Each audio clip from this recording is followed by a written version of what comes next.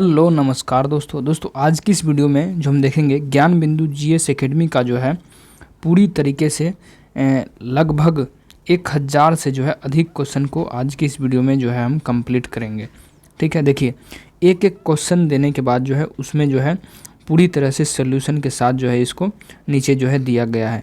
यदि आप एक एक पीडीएफ यानी एक एक जो सेट है उसको यदि आप करते चले जाते हैं तो बहुत ही ज़्यादा एग्ज़ाम में जो है आपको फ़ायदा जो है होने वाला है।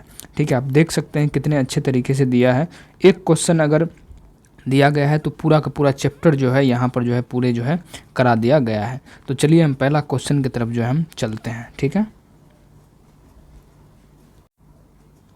तो देखिए पहला क्वेश्चन है कि दाब का जो एसआई मात्रक होता है वो क्या होता है। तो दाब का एसआई मात्रक जो होता है वो होता है पास्कल होता है। ठीक है, दाब का एसआई मात्रक पास्कल है। दाब बराबर जो होता है बल बटा क्षेत्रफल होता है। अब देखिए बल का जो एसआई मात्रक होता है वो न्यूटन होता है, क्षेत्रफल का क्या होता है मीटर स्क्वायर होता है। ठीक है, तो आप इसको ऐसे भी लिख सकते हैं न्यूटन पर मीटर स्क्वायर। ठीक है, बल का एसआई मात्रक में कहीं कहीं आपको ये भी जो है दिया रहेगा।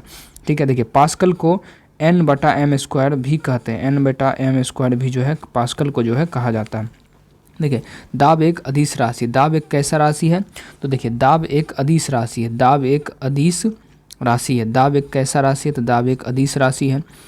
परीक्षा उपयोगी अन्य महत्वपूर्ण तथ्य, परीक्षा के उपयोगी जो अन्य महत्वपूर्ण तथ्य है उनको जो हम देखते हैं।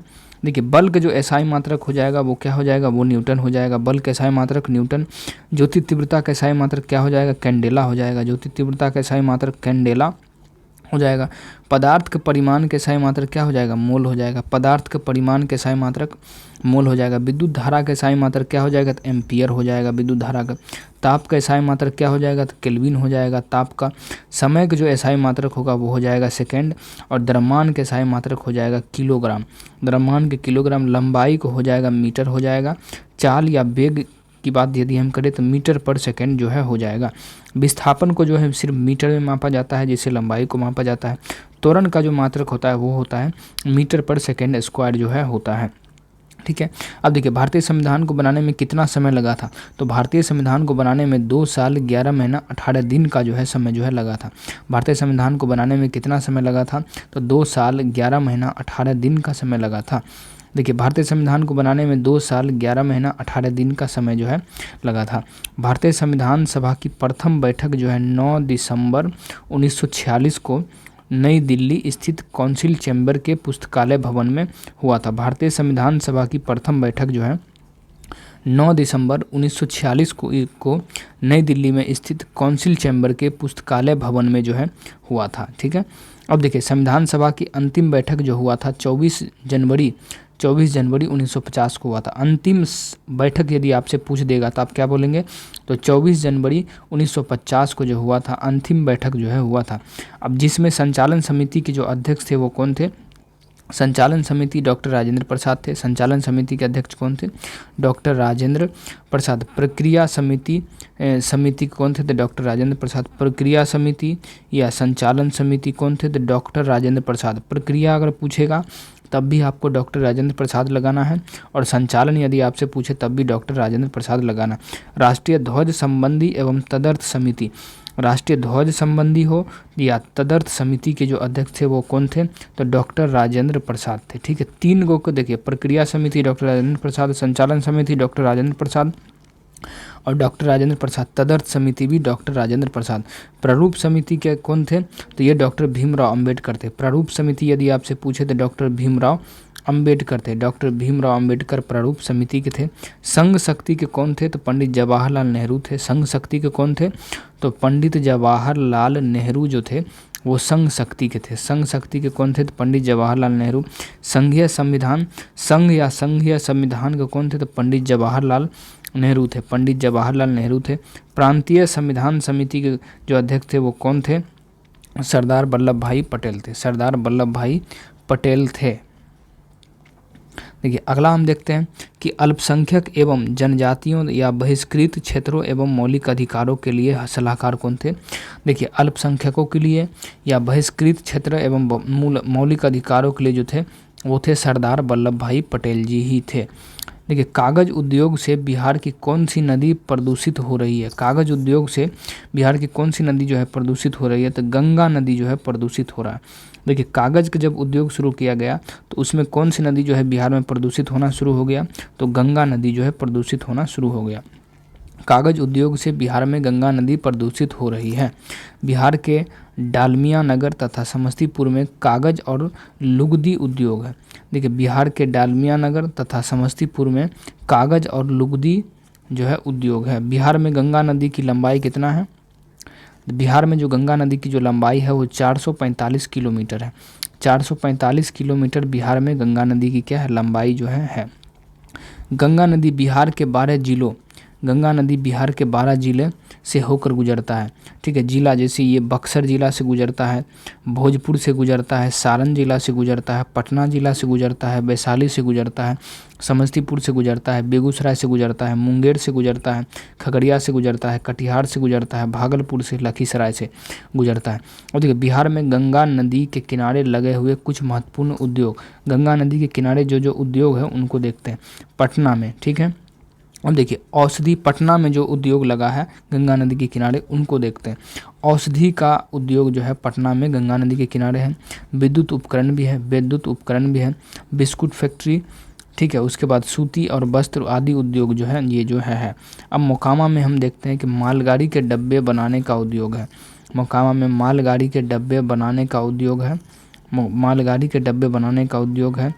चमड़ा उद्योग हो गया, क्या हो गया? चमड़ा उद्योग हो गया मोकामा में। लोहे की चादर एवं छड़ बनाने का उद्योग है।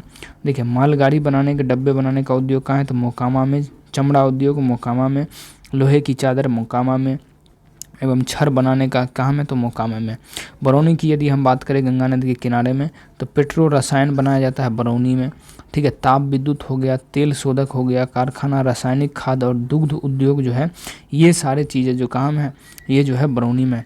देखिए पेट्रो रसायन हो गया, ताप विद्युत हो गया, या तेल शोधक हो गया, कारखाना, रासायनिक खाद हो गया, या दुग्ध उद्योग आदि ये जो चीज़ है ये कहाँ? तो ये बरौनी में किया जाता है। देखिए भागलपुर जो है सिल्क उद्योग के लिए जाना जाता है। भागलपुर सिल्क उद्योग के लिए जाना जाता है।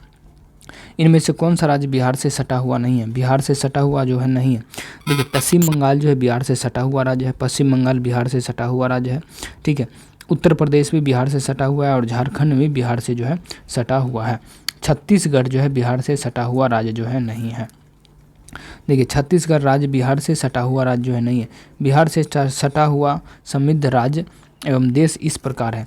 देखिए उत्तर में जो है बिहार के उत्तर में कौन है? नेपाल है। बिहार के उत्तर में यदि हम बात करें, बिहार के उत्तर में नेपाल है। दक्षिण यानी नीचे में कौन है? तो झारखंड है। दक्षिण में कौन है? तो झारखंड है। दक्षिण में, बिहार के दक्षिण में झारखंड है।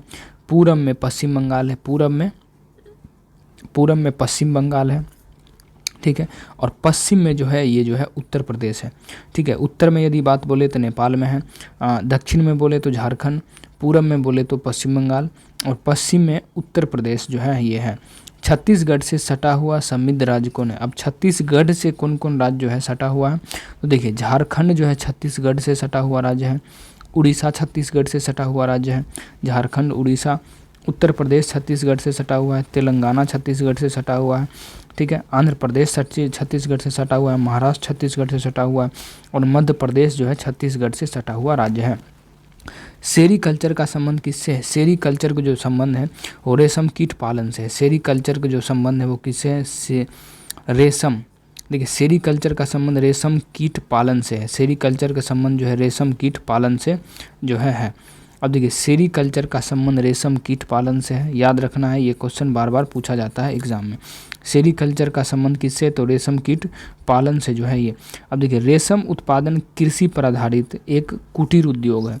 रेशम उत्पादन कैसा उद्योग है? तो एक कुटीर उद्योग है। रेशम उत्पादन में सबसे ज़्यादा इस्तेमाल होने वाला रेशम कीट प्रजाति बॉम्बिक्स मोरी है, जिसे घरेलू रेशम कीट भी कहा जाता है। जिसे घरेलू रेशम कीट भी जो है इसको जो है कहा जाता है। अब देखिए आगे देखिए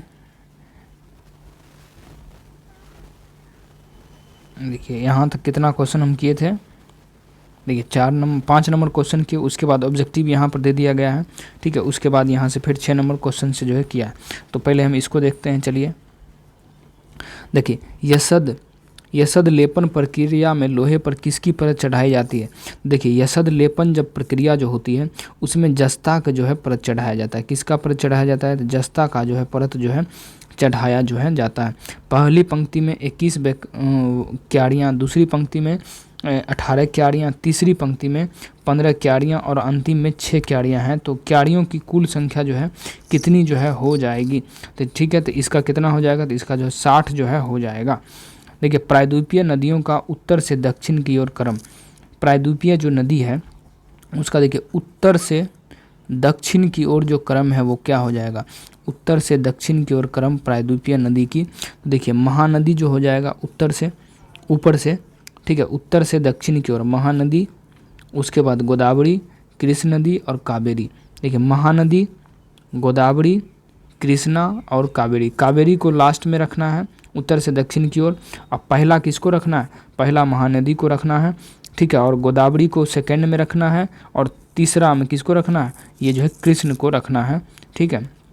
कौन सी धातु प्रकृति में स्वतंत्र अवस्था में मिलता है? देखिए सोना जो है प्रकृति में किस अवस्था में? तो स्वतंत्र अवस्था में जो है मिलता है। कौन सी धातु प्रकृति में बोल रहा है स्वतंत्र अवस्था में? तो सोना जो है स्वतंत्र अवस्था में मिलता है। बिहार के किस जिले को टीबी उन्मूलन में बेहतर प्रदर्शन हेतु गोल्ड मेडल से सम्मानित किया गया है? गोल्ड मेडल से तो मुजफ्फरपुर एवं समस्तीपुर को जो है किया गया। गोल्ड मेडल से प्रदर्शन किया गया तो मुजफ्फरपुर और समस्तीपुर। शहद शब्द कैसा है? तो शहद जो है एक तद्भव शब्द है। शहद कैसा है? तद्भव शब्द है। Choose the correct word the fill in the blanks. The grapes are now enough to the picked. The grapes are now ripe enough to picked. Enough to क्या हो जाएगा? पिक्ड जो है हो जाएगा। अनुच्छेद 300 के क का संबंध किससे है? अनुच्छेद 300 के क का संबंध जो है किससे है? अनुच्छेद 300 के क का संबंध किससे है? देखिए संपत्ति के कानूनी अधिकार है, ठीक है, संपत्ति के कानूनी अधिकार से है। अनुच्छेद 300 के क का संबंध संपत्ति के कानूनी अधिकार से जो है। देखिए लोक नियोजन में अवसर की समानता हमारे संविधान के किस अनुच्छेद में वर्णित है? देखिए लोक नियोजन में अवसर की समानता, अनुच्छेद कितना में? तो अनुच्छेद 16 में ये है। बिहार का राजकीय वृक्ष जो है क्या है? देखिए बिहार का राजकीय वृक्ष क्या है? तो ये जो है पीपल का वृक्ष है। बिहार का राजकीय वृक्ष क्या है? पीपल का वृक्ष या बोधि वृक्ष, आपको जो भी बोले, ठीक है, ये हो जाएगा। बरगद जो है कहाँ का? तो बरगद जो है राष्ट्रीय वृक्ष है। नमक का निर्माण किस विधि द्वारा किया जाता है? तो वाष्पीकरण विधि द्वारा जो है नमक का निर्माण जो है किया जाता है। किस विधि द्वारा? तो वाष्पीकरण विधि द्वारा नमक का निर्माण जो है किया जाता है। रक्त का थक्का जमाने में किस विटामिन की आवश्यकता होती है? रक्त का जो थक्का बनाया जाता है, रक्त का थक्का जमाने में किस विटामिन की आवश्यकता होती है? तो विटामिन के की जो है आवश्यकता होती है। पुरुषों में वृषण उदर गुहा के बाहर किस थैली में उपस्थित होता है? पुरुषों में वृषण उदर गुहा के बाहर किस थैली में होता है? तो ये स्क्रोटम यानी अंडकोश में होता है। स्क्रोटम यानी अंडकोश में उपस्थित जो है होता है। प्रगति पहल 2024 किस क्षेत्र में सहयोगात्मक अनुसंधान और नवाचार बढ़ाने के लिए केंद्रित है? प्रगति पहल जो है वो आयुर्वेद के लिए जो है किया गया है। प्रगति पहल किसके लिए? आयुर्वेद के लिए। किस राज्य के द्वारा काजी नेमू को राजकीय फल घोषित किया गया है? किस राज्य के द्वारा काजी नेमू को राजकीय फल घोषित किया गया? तो असम के द्वारा जो है किया गया। चादर पर डंडे से पीटने पर धूल कण का झरना किसका उदाहरण है? तो जरत्व का उदाहरण है। चादर पर डंडे से पीटने पर धूल कण का झरना जो है किसका उदाहरण है? तो जरत्व का जो है उदाहरण। सर्वप्रथम जीवित कोशिका की खोज किसने की थी? तो ल्यूवेनहॉक ने किया था। ल्यूवेनहॉक ने सर्वप्रथम जो है जीवित कोशिका की खोज किसके द्वारा किया गया था? तो जीवित कोशिका की जो खोज किया गया था वो ल्यूवेनहॉक द्वारा जो है किया गया था। और देखिए पितृ प्रधान समाज में किसकी सत्ता का प्रयोग होता है? तो पुरुषों का। पितृ प्रधान समाज में किसकी सत्ता का उपयोग होता है? तो ये पुरुषों का जो है होता है, पुरुषों का। अब देखिए complete the sentence using appropriate option, ठीक है, appropriate option. My friends and I dash stuck there, ठीक है, तो हैड बीन हो जाएगा my friends and I had been stuck there हो जाएगा। भारत के संघ एवं राज्य क्षेत्र किस अनुच्छेद में है, तो अनुच्छेद 1 से लेकर 4 तक में जो है संघ और राज्य क्षेत्र के बारे में जो चर्चा किया गया है, ठीक है। 5 cosec square theta minus 5 coat square theta का मान कितना हो जाएगा, तो मान कितना हो जाएगा, ये 5 हो जाएगा। जब इसको कॉमन कीजिएगा आप, ठीक है, 5 को, तो ये 5 हो जाएगा, ठीक है। बिहार में निम्न में से किस उद्योग का विकास अभी तक नहीं हुआ है, बिहार में निम्न में से किस उद्योग का विकास अभी तक जो है नहीं हुआ है, तो लोहा इस्पात का विकास जो है अभी तक नहीं हुआ है। सलीमा टेटे का संबंध किस खेल से है, तो महिला हॉकी से। सलीमा टेटे किस खेल से संबंधित है, तो महिला हॉकी से संबंधित है। संसद का निर्माण किस किस से होता है, तो संसद का जो निर्माण होता है वो होता है लोकसभा से, राज्यसभा से और राष्ट्रपति से जो है होता है। लोकसभा से, राज्यसभा से और राष्ट्रपति से होता है। चापचर कूट महोत्सव किस राज्य में मनाया जाता है, चापचर कूट महोत्सव किस राज्य में मनाया जाता है, तो मिजोरम में मनाया जाता है। मिजोरम राज्य में जो है मनाया जाता है। मुख्यमंत्री उद्यमी योजना के तहत बिहार सरकार कितने रुपए युवाओं को उद्योग लगाने हेतु देता है।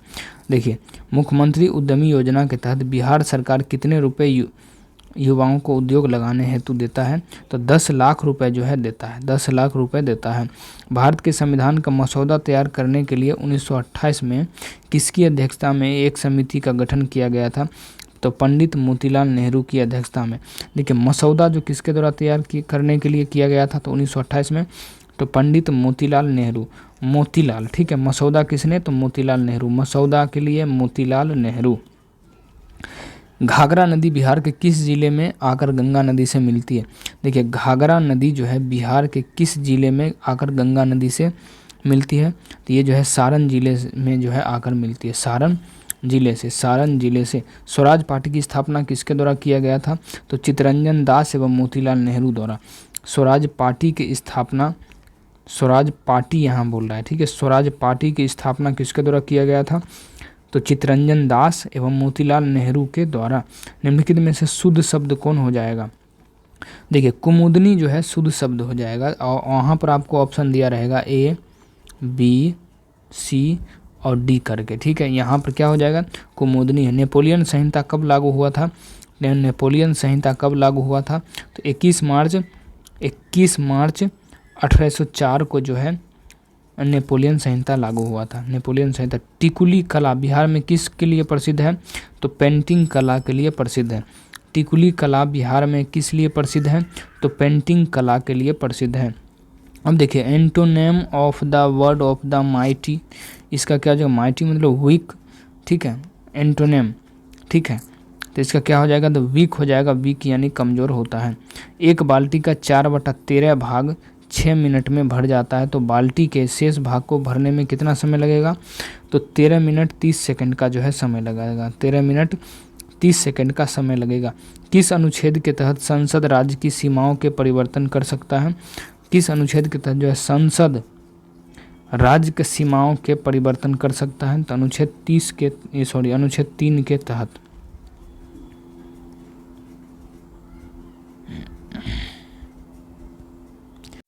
तो देखिए उस समय जो क्वेश्चन हम देखे थे कि रेशम जो सेरीकल्चर में किसका जो उत्पादन किया जाता है, तो रेशम का उत्पादन किया जाता है सेरीकल्चर में, उसका व्याख्या जो है अब हम देखेंगे। जीव विज्ञान के संबंधी कुछ अन्य शाखाएं, ठीक है। अगर एंटोमोलॉजी में किसका अध्ययन किया जाता है या कीटों का अध्ययन किस में किया जाता है, आपसे ये भी बोल देगा कि एंटोमोलॉजी में किसका अध्ययन किया जाता है, तो कीटों का अध्ययन किया जाता है।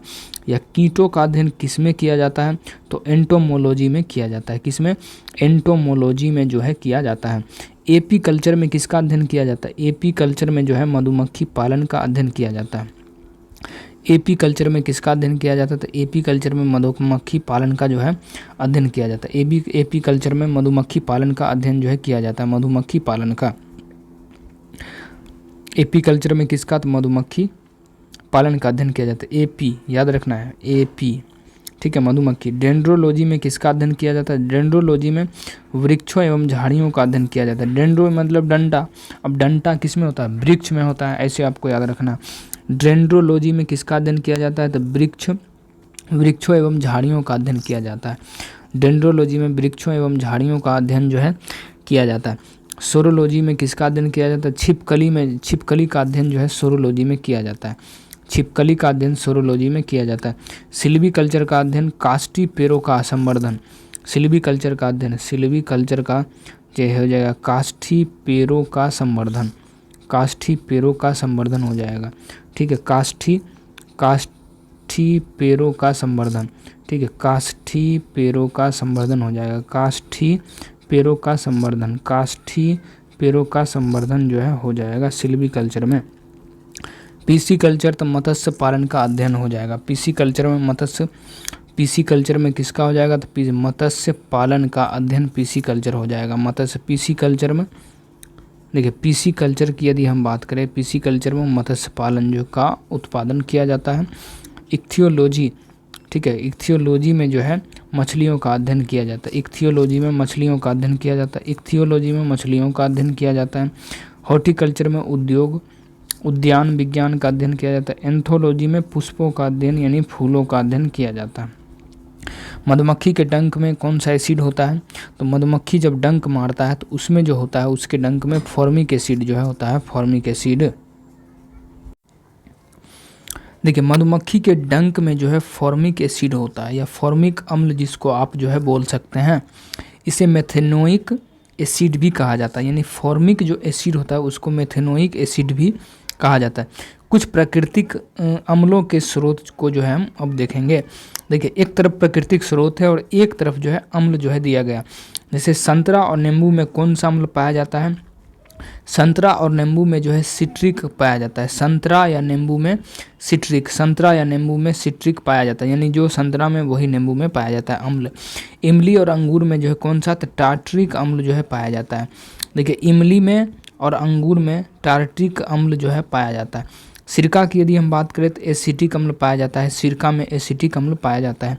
टमाटर की यदि हम बात करें तो ऑक्जेलिक अम्ल जो है टमाटर में पाया जाता है। ऑक्जेलिक अम्ल किस में पाया जाता है? तो टमाटर में ऑक्जेलिक अम्ल पाया जाता है। टमाटर में ऑक्जेलिक अम्ल पाया जाता है। टमाटर में ऑक्जेलिक अम्ल जो है पाया जाता है टमाटर में। दही की यदि हम बात करें तो लैक्टिक अम्ल जो है दही में पाया जाता है। लैक्टिक अम्ल जो है दही में लैक्टिक अम्ल पाया जाता है। दही में लैक्टिक अम्ल पाया जाता है किसमें? तो दही में। अब देखिए, दुर्गंध युक्त जो मक्खन होता है उसमें कौन सा अम्ल पाया जाता है? तो ब्यूटाराइक अम्ल पाया जाता है। दुर्गंध युक्त जो होता है मक्खन उसमें ब्यूटाराइक अम्ल जो है पाया जाता है। चींटी व बिच्छू का डंक में, चींटी हो चाहे बिच्छू के डंक में मेथेनोइक अम्ल या फॉर्मिक, देखिए मेथेनोइक अम्ल या फॉर्मिक अम्ल जो है दोनों एक ही नाम है, ठीक है। देखिए, ओडोमीटर से जो है किसका मापन किया जाता है? ओडोमीटर से क्या मापा जाता है? तो ओडोमीटर से जो है तय की गई दूरी को मापा जाता है। ओडोमीटर से तय की गई दूरी को जो है मापा जाता है। ओडोमीटर से किसी वाहन द्वारा तय की गई दूरी को मापा जाता है। अब देखते हैं बैरोमीटर से, ठीक है। तो बैरोमीटर से क्या मापा जाता है? तो वायुमंडलीय दाब में होने वाले परिवर्तन मापक होता है, ठीक है। वायुमंडलीय दाब में होने वाले परिवर्तन मापक जो है होता है। अल्टीमीटर से क्या मापा जाता है? तो अल्टीमीटर से जो है ऊंचाई मापक यंत्र है ये। अल्टीमीटर से ऊंचाई मापा जाता है, ठीक है। ऊंचाई जो होता है वो अल्टीमीटर से मापा जाता है। एनीमोमीटर से वायु का वेग मापा जाता है। एनीमोमीटर से वायु यानी वायु का वेग किससे मापा जाता है? तो एनीमोमीटर से मापा जाता है। क्रेस्कोग्राफ से क्या मापा जाता है? तो पौधे की वृद्धि को मापने वाला उपकरण। पौधे की वृद्धि को मापने वाला जो उपकरण होता है उसको क्या बोलते हैं? क्रेस्कोग्राफ। पौधे की जो वृद्धि को मापता है उसको क्या बोलेंगे? क्रेस्कोग्राफ उसको बोला जाता है, याद रखना है। क्रेस्कोग्राफ पौधे की वृद्धि को मापता है। एंडोस्कोप क्या होता है? शरीर के आंतरिक अंगों को निरीक्षण करने वाला यंत्र है। एंडोस्कोप क्या है? तो एंडोस्कोप जो है शरीर के आंतरिक अंगों को निरीक्षण करने वाला जो अंग है वो कौन है? तो एंडोस्कोप है। फेडोमीटर से क्या मापा जाता है? तो फेडोमीटर से सागर की गहराई मापने के लिए युक्त है। देखिए, फेडोमीटर से सागर की जो है गहराई जो है मापा जाता है। फेडोमीटर से सागर की गहराई मापा जाता है। लक्स मीटर किससे मापा जाता है? तो प्रकाश की तीव्रता मापने वाला उपकरण है। प्रकाश की जो तीव्रता मापता है वो लक्स मीटर है। कौन से? लक्स मीटर, ठीक है, लक्स मीटर। पायरोमीटर के तो उच्च तापमान के मापन में प्रयुक्त होने वाला उपकरण है। ठीक है, अब देखिए उच्च तापमान के मापन में प्रयुक्त होने वाला उपकरण जो होता है उसको क्या बोलते हैं? पायरोमीटर उसको बोलते हैं। पायरोमीटर से उच्च तापमान जो होता है उसको पायरोमीटर। रेडियोमीटर क्या होता है? विकिरण द्वारा प्राप्त ऊर्जा मापने वाला जो यंत्र होता है वो होता है रेडियोमीटर। रेडियोमीटर विकिरण द्वारा प्राप्त ऊर्जा का यंत्र होता है। ठीक है, विकिरण द्वारा प्राप्त ऊर्जा का यंत्र जो होता है वो क्या होता है? वो होता है रेडियो, यानी विकिरण द्वारा प्राप्त ऊर्जा का विकिरण क्या होता है? तो रेडियोमीटर होता है। देखिए मोहनजोदारो का शाब्दिक अर्थ जो है वो क्या है? तो मृतकों का टीला होता है। मोहनजोदड़ो का शाब्दिक अर्थ क्या होता है? तो मृतकों का टीला। देखिए मोहनजोदड़ो का शाब्दिक अर्थ होता है मृतकों का क्या होता है? टीला। आगे देखिए कि मोहनजोदड़ो सिंध प्रांत पाकिस्तान के लरकाना जिले में सिंधु नदी के तट पर स्थित है। अब देखिए मोहनजोदड़ो कहाँ किधर है? तो मोहनजोदड़ो सिंध प्रांत, पहले तो ये पाकिस्तान में है। पाकिस्तान में कहाँ पर है? तो पाकिस्तान के लरकाना एक जिला है, ठीक है, वहाँ पर है। सिंधु नदी के तट पर स्थित है और ये सिंधु नदी के तट पर है मोहनजोदड़ो। ठीक है, मोहनजोदड़ो की खोज 1922 में जो है राखाल दास बनर्जी ने किया था।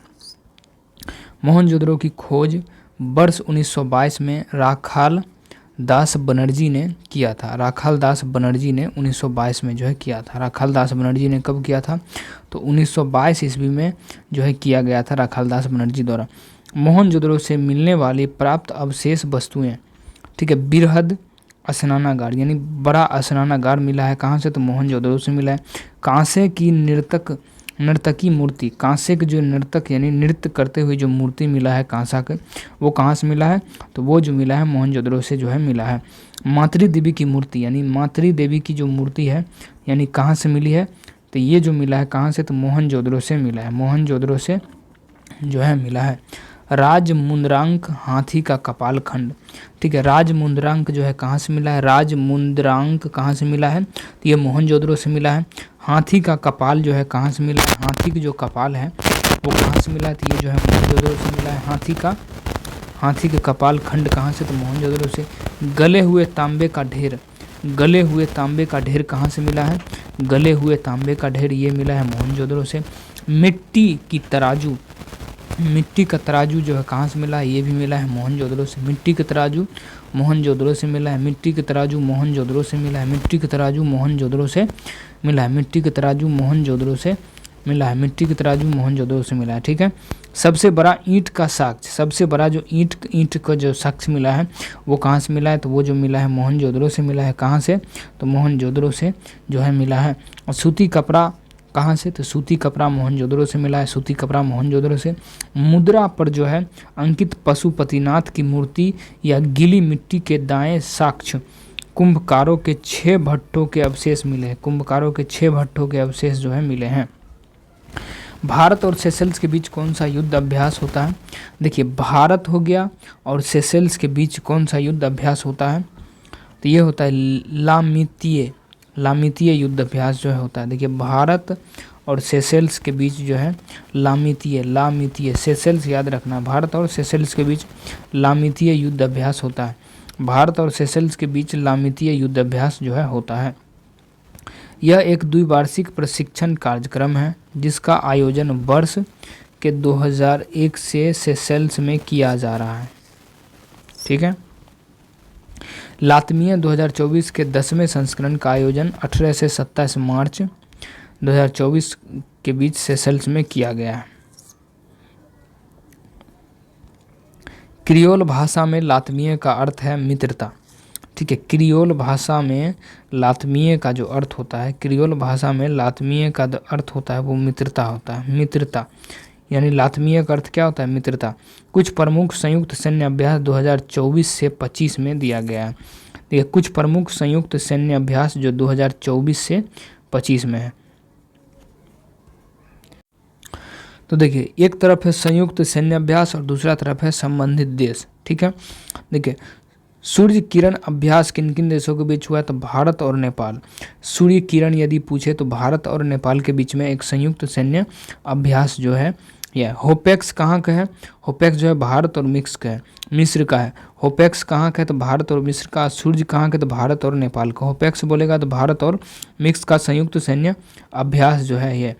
तरकस कहाँ का है? तो भारत और अमेरिका का। भारत और अमेरिका। तरकस जो है कहाँ का? तो भारत और अमेरिका का। तरकस जो संयुक्त सैन्य अभ्यास है तो भारत और अमेरिका का संयुक्त सैन्य अभ्यास है तरकस, ठीक है। होपेक्स कहाँ का? तो भारत और मिस्र का, ठीक है। और भारत और नेपाल का क्या है? सूर्य। दोस्ती 16 अभ्यास कहाँ से? दोस्ती 16 अभ्यास तो भारत, मालदीव और श्रीलंका के बीच का है, ठीक है। दोस्ती 16 अभ्यास कहाँ कहाँ का? तो भारत, मालदीव और श्रीलंका के। भारत, मालदीव और श्रीलंका का है। देखिए धर्म गार्जियन किस देश का है? धर्म गार्जियन यदि आपसे पूछे तो धर्म गार्जियन जो है जापान और भारत, भारत और जापान का है, ठीक है। धर्म गार्जियन की यदि हम बात करें तो भारत और जापान। धर्म गार्जियन किसका हो जाएगा? तो भारत और जापान का। धर्म गार्जियन हो जाएगा भारत और जापान का जो है हो जाएगा, भारत और जापान का हो जाएगा। और जब विनबैक्स किसका है? तो विनबैक्स भारत और वियतनाम का। विनबैक्स किसका है? तो विनबैक्स जो है भारत और वियतनाम का। भारत और वियतनाम का। विनबैक्स किसका है? तो भारत और वियतनाम का, ठीक है। विनबैक्स किसका? भारत और वियतनाम का। विनबैक्स भारत और वियतनाम का हो जाएगा, ठीक है। दोस्ती 16 किसका? तो भारत, मालदीव और श्रीलंका, ठीक है। शक्ति अभ्यास किसका है? तो भारत और फ्रांस का। शक्ति अभ्यास जो है किसका है? तो भारत और फ्रांस का है। शक्ति अभ्यास यदि बोले तो भारत और फ्रांस का। शक्ति अभ्यास भारत और फ्रांस का है। शक्ति अभ्यास जो है भारत और फ्रांस का है। शक्ति अभ्यास यदि आपसे पूछे तो भारत और फ्रांस का है। विनबैक्स भारत और वियतनाम है, ठीक है। डेजर्ट साइक्लोन किसका है? डेजर्ट साइक्लोन जो है भारत और यूएई। डेजर्ट साइक्लोन यदि आपसे पूछ दे तो डेजर्ट जो साइक्लोन है वो भारत और यूएई का है। भारत और यूएई का है सैन्य अभ्यास। भारत और यूएई, भारत यूएई है, ठीक है। अयुत्थया अभ्यास कहाँ का है? तो अयुत्थया अभ्यास जो है भारत और थाईलैंड का है। भारत और थाईलैंड का है। भारत और थाईलैंड का है अयुत्थया अभ्यास कहाँ का है? भारत और थाईलैंड का है। भारत और थाईलैंड है। भारत और थाईलैंड, ठीक है। भारत और थाईलैंड का। भारत और थाईलैंड का। अयुत्थया अभ्यास कहाँ का? तो भारत और थाईलैंड का है, ठीक है। काजिंद अभ्यास किधर का है? काजिंद अभ्यास भारत और कजाकिस्तान का।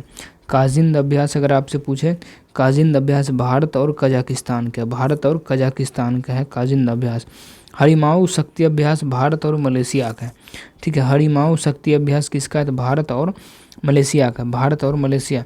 अयुत्थया अभ्यास भारत और थाईलैंड का है। अयुत्थया थाईलैंड। हरिमाऊ शक्ति तो मलेशिया। हरिमाऊ मलेशिया का है। हरिमाऊ मलेशिया हो गया। डेजर्ट साइक्लोन किसका है? डेजर्ट साइक्लोन तो ये डेजर्ट साइक्लोन डेजर्ट है तो यूएई, भारत और यूएई। समुद्र लक्षण किसका है? तो भारत और मलेशिया का, ठीक है। भारत और मलेशिया का है। भारत और मलेशिया का है, ठीक है। भारत और मलेशिया का, ठीक है। रक्त का पीएच मान कितना होता है? रक्त का जो पीएच मान होता है वो कितना होता है? तो 7.4 होता है। रक्त का जो पीएच मान होता है 7.4 होता है। 7.4 होता है। रक्त का जो पीएच मान होता है कितना? 7.4 होता है। रक्त का पीएच मान कितना होता है? 7.4 होता है। रक्त का पीएच मान 7.4 होता है। अब देखिए रक्त का जो पीएच मान होता है वो औसतन 7.4 होता है। मानव शरीर में 7 से 7.8 pH परास के बीच कार्य करता है। मानव शरीर 7.7 से 7.8 pH परास के बीच जो है कार्य करता है। pH स्केल का प्रयोग किसी विलयन की अम्लीयता या क्षारीयता को व्यक्त करने के लिए जो है किया जाता है। यानी वो अम्लीय है या क्षारीय है, इसकी जांच के लिए pH स्केल का प्रयोग किया जाता है। किसी विलयन का pH मान 7 से अधिक होने पर विलयन का क्षारीय तथा pH मान 7 से कम होने पर विलयन अम्लीय होता है। 7 से अधिक होने पर क्षारीय और 7 से कम होने पर अम्लीयता जो है दर्शाता है। वर्षा के जल का जो pH मान होता है वो जो होता है 5.6 से कम होता है। वर्षा के जल का जो pH मान होता है, वर्षा के जल का pH मान 5.6 से कम हो जाती है तो वह अम्लीय वर्षा कहलाती है। 5.6 से यदि वह कम हो जाए तो उसको जो है अम्लीय वर्षा कहेंगे। सोरेनसेन 1909 में जो है pH स्केल दिया था। सोरेनसेन कब दिया था? तो 1909 में जो है पीएच स्केल जो है दिया था, किसने दिया था? सोरेन ने दिया था। सोरेन, देखिए लिखते हैं सोरेन सेन ने दिया था। कब? तो 1909 में जो है दिया था, 1909 में। अब देखिए एक एक का पीएच मान हम देख लेंगे। कुछ पदार्थ यहाँ पर दिया गया है, ठीक है, और उस पदार्थ का पीएच मान जो है यहाँ पर जो है दिया गया है। एक तरफ पदार्थ है, दूसरा तरफ जो है उसका क्या है? पीएच मान है। नींबू की यदि पीएच मान की यदि हम बात करें तो 2.2 जो है उसका पीएच मान जो है हो जाएगा। 2.2 क्या हो जाएगा? 2.2 उसका पीएच मान जो है हो जाएगा। 2.2 उसका पीएच मान। सिरका का पीएच मान कितना था? 2.4। देखिए नींबू को कम है थोड़ा, 2.2 है, वही सिरका का यदि पूछ दे तो 2.4 हो जाएगा, ठीक है। शराब का पीएच मान यदि आपसे पूछ दे तो 2.8 है शराब का पीएच मान, 2.8 है शराब का पीएच मान। कितना? 2.8 है शराब का पीएच मान। मूत्र की यदि पीएच मान की यदि बात करें तो 6 हो जाएगा। मूत्र का पीएच मान कितना? तो 6 हो जाएगा। मूत्र का पीएच मान 6 हो जाएगा। शराब का पीएच मान 2 कितना? 8 हो जाएगा। सिरका का जो पीएच मान हो जाएगा 2.4 हो जाएगा। नींबू का पीएच मान 2.2 हो जाएगा, ठीक है। दूध का पीएच मान 6.4। दूध का पीएच मान कितना? तो 6.4 हो जाएगा दूध का। मूत्र का पीएच मान कितना हो जाएगा? तो पक्का 6 हो जाएगा। शराब का पीएच मान कितना? 2.8 हो जाएगा। सिरका का पीएच मान 2.4 हो जाएगा। नींबू का पीएच मान 2.2 हो जाएगा, ठीक है। दूध का पीएच मान 2.4। लार का जो पीएच मान है 6.6। लार का यदि आपसे पीएच मान पूछे तो 6 कितना? 6.6 जो है लार का पीएच मान है। 6.6 लार का पीएच मान है। लार का पीएच मान है 6.6। दूध को 6.4 से। रक्त का पीएच मान कितना है? 7.4। रक्त का पीएच मान 7.4 हो जाएगा। समुद्री जल का पीएच मान 8.4। रक्त का 7.4, 8.4 किसका? 8.4 है वो है समुद्री जल का, ठीक है। रंपा विद्रोह कहाँ हुआ था? तो रंपा विद्रोह हुआ था, हमने बोल दिया, ठीक है। देखिए कब हुआ था ये देखना है। रंपा विद्रोह कब हुआ था? तो ये जो हुआ था 1922 में हुआ था रंपा विद्रोह। रंपा विद्रोह कब हुआ था? तो 1922 में जो है रंपा विद्रोह जो है हुआ था। 1922 में रंपा विद्रोह हुआ था। 1922 में रंपा विद्रोह हुआ था। 1922 में रंपा विद्रोह। देखिए रंपा विद्रोह वर्ष 1922 में आरंभ हुआ था। रंपा विद्रोह कब आरंभ हुआ था? तो 1922 में जो है रंपा विद्रोह जो है आरंभ हुआ था। 1922 में रंपा विद्रोह 1922 में आरंभ हुआ था और 1924 में जो है समाप्त हुआ था। 1924 में समाप्त हुआ था। 1922 में जो है शुरू हुआ था रंपा विद्रोह, 1924 में जो क्या हो गया? समाप्त हो गया था। रंपा विद्रोह एक आदिवासी विद्रोह था। रंपा विद्रोह एक कैसा विद्रोह था?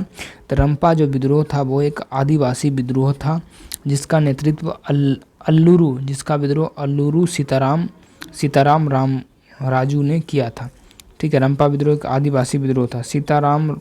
सीताराम राजू को गांधी के असहयोग आंदोलन से प्रेरणा प्राप्त हुआ। सीताराम राजू को गांधी के असहयोग आंदोलन से जो है इसको जो है प्रेरणा जो है मिला था। अब देखिए एक तरफ विद्रोह होगा और एक तरफ जो है वर्ष जो है उसका हम देखेंगे। कोल विद्रोह यदि आपसे पूछे कब हुआ था तो कोल विद्रोह कब हुआ था? कोल विद्रोह जो 1831 से 32 में हुआ था।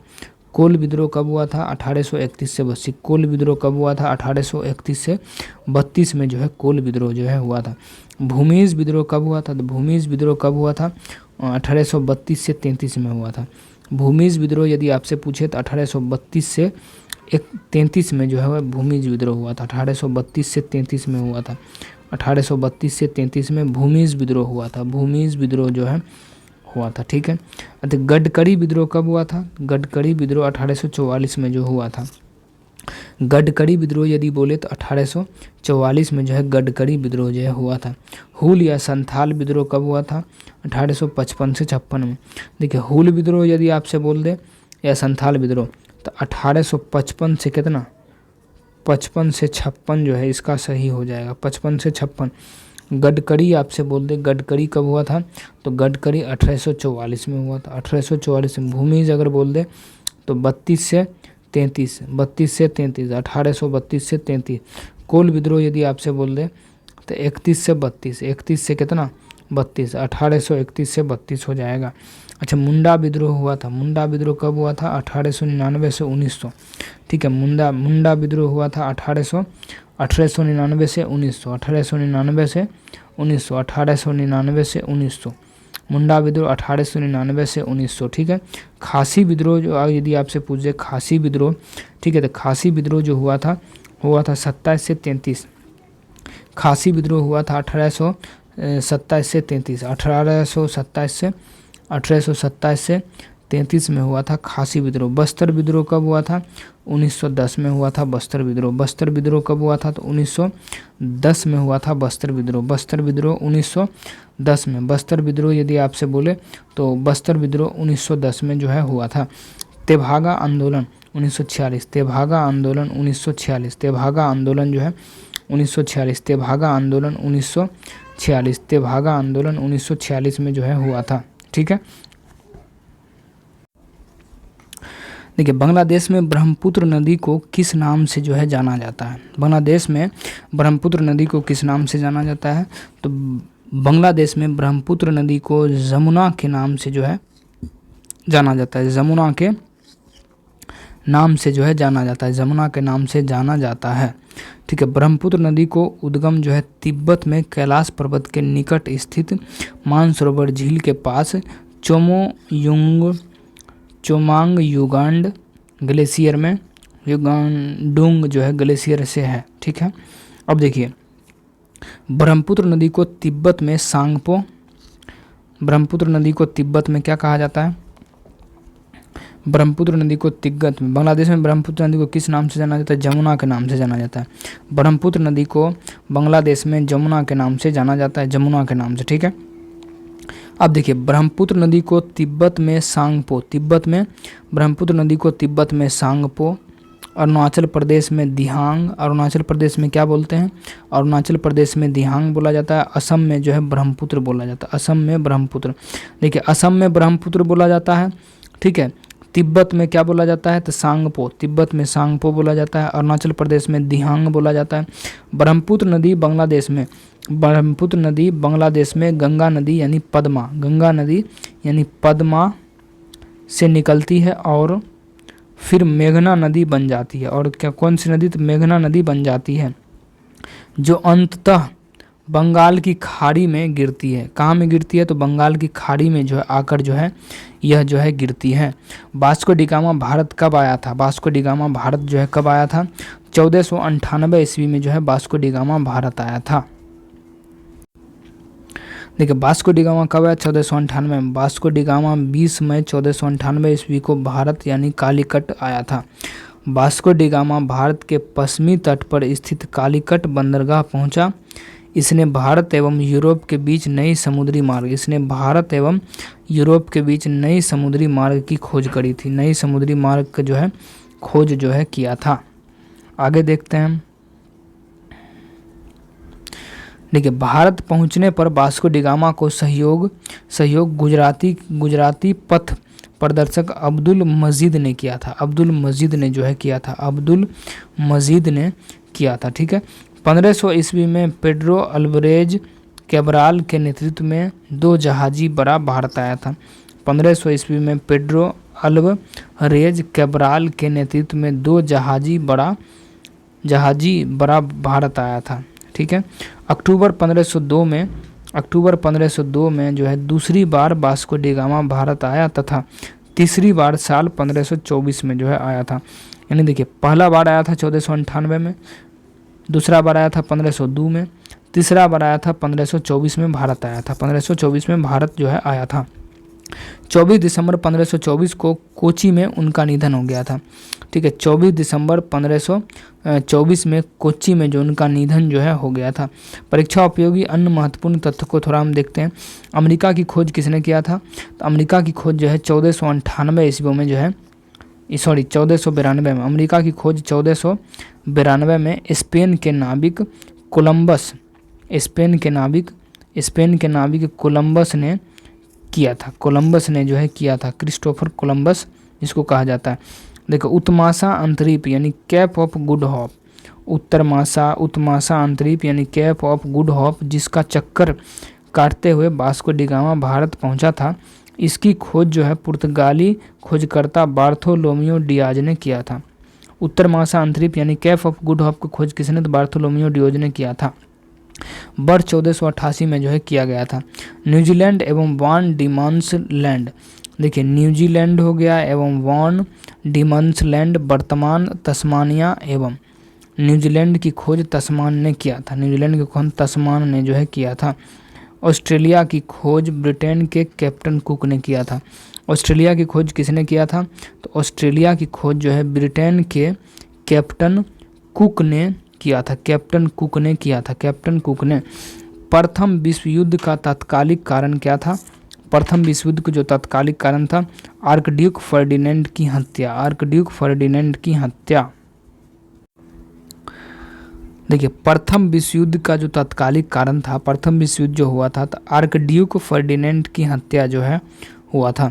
प्रथम विश्व युद्ध का तात्कालिक कारण ऑस्ट्रेलिया के राजकुमार, ऑस्ट्रिया के राजकुमार आर्कड्यूक फर्डिनेंड की बोस्निया की राजधानी सेराजोवा में 28 दिसंबर जून 1914 को किए गई थी।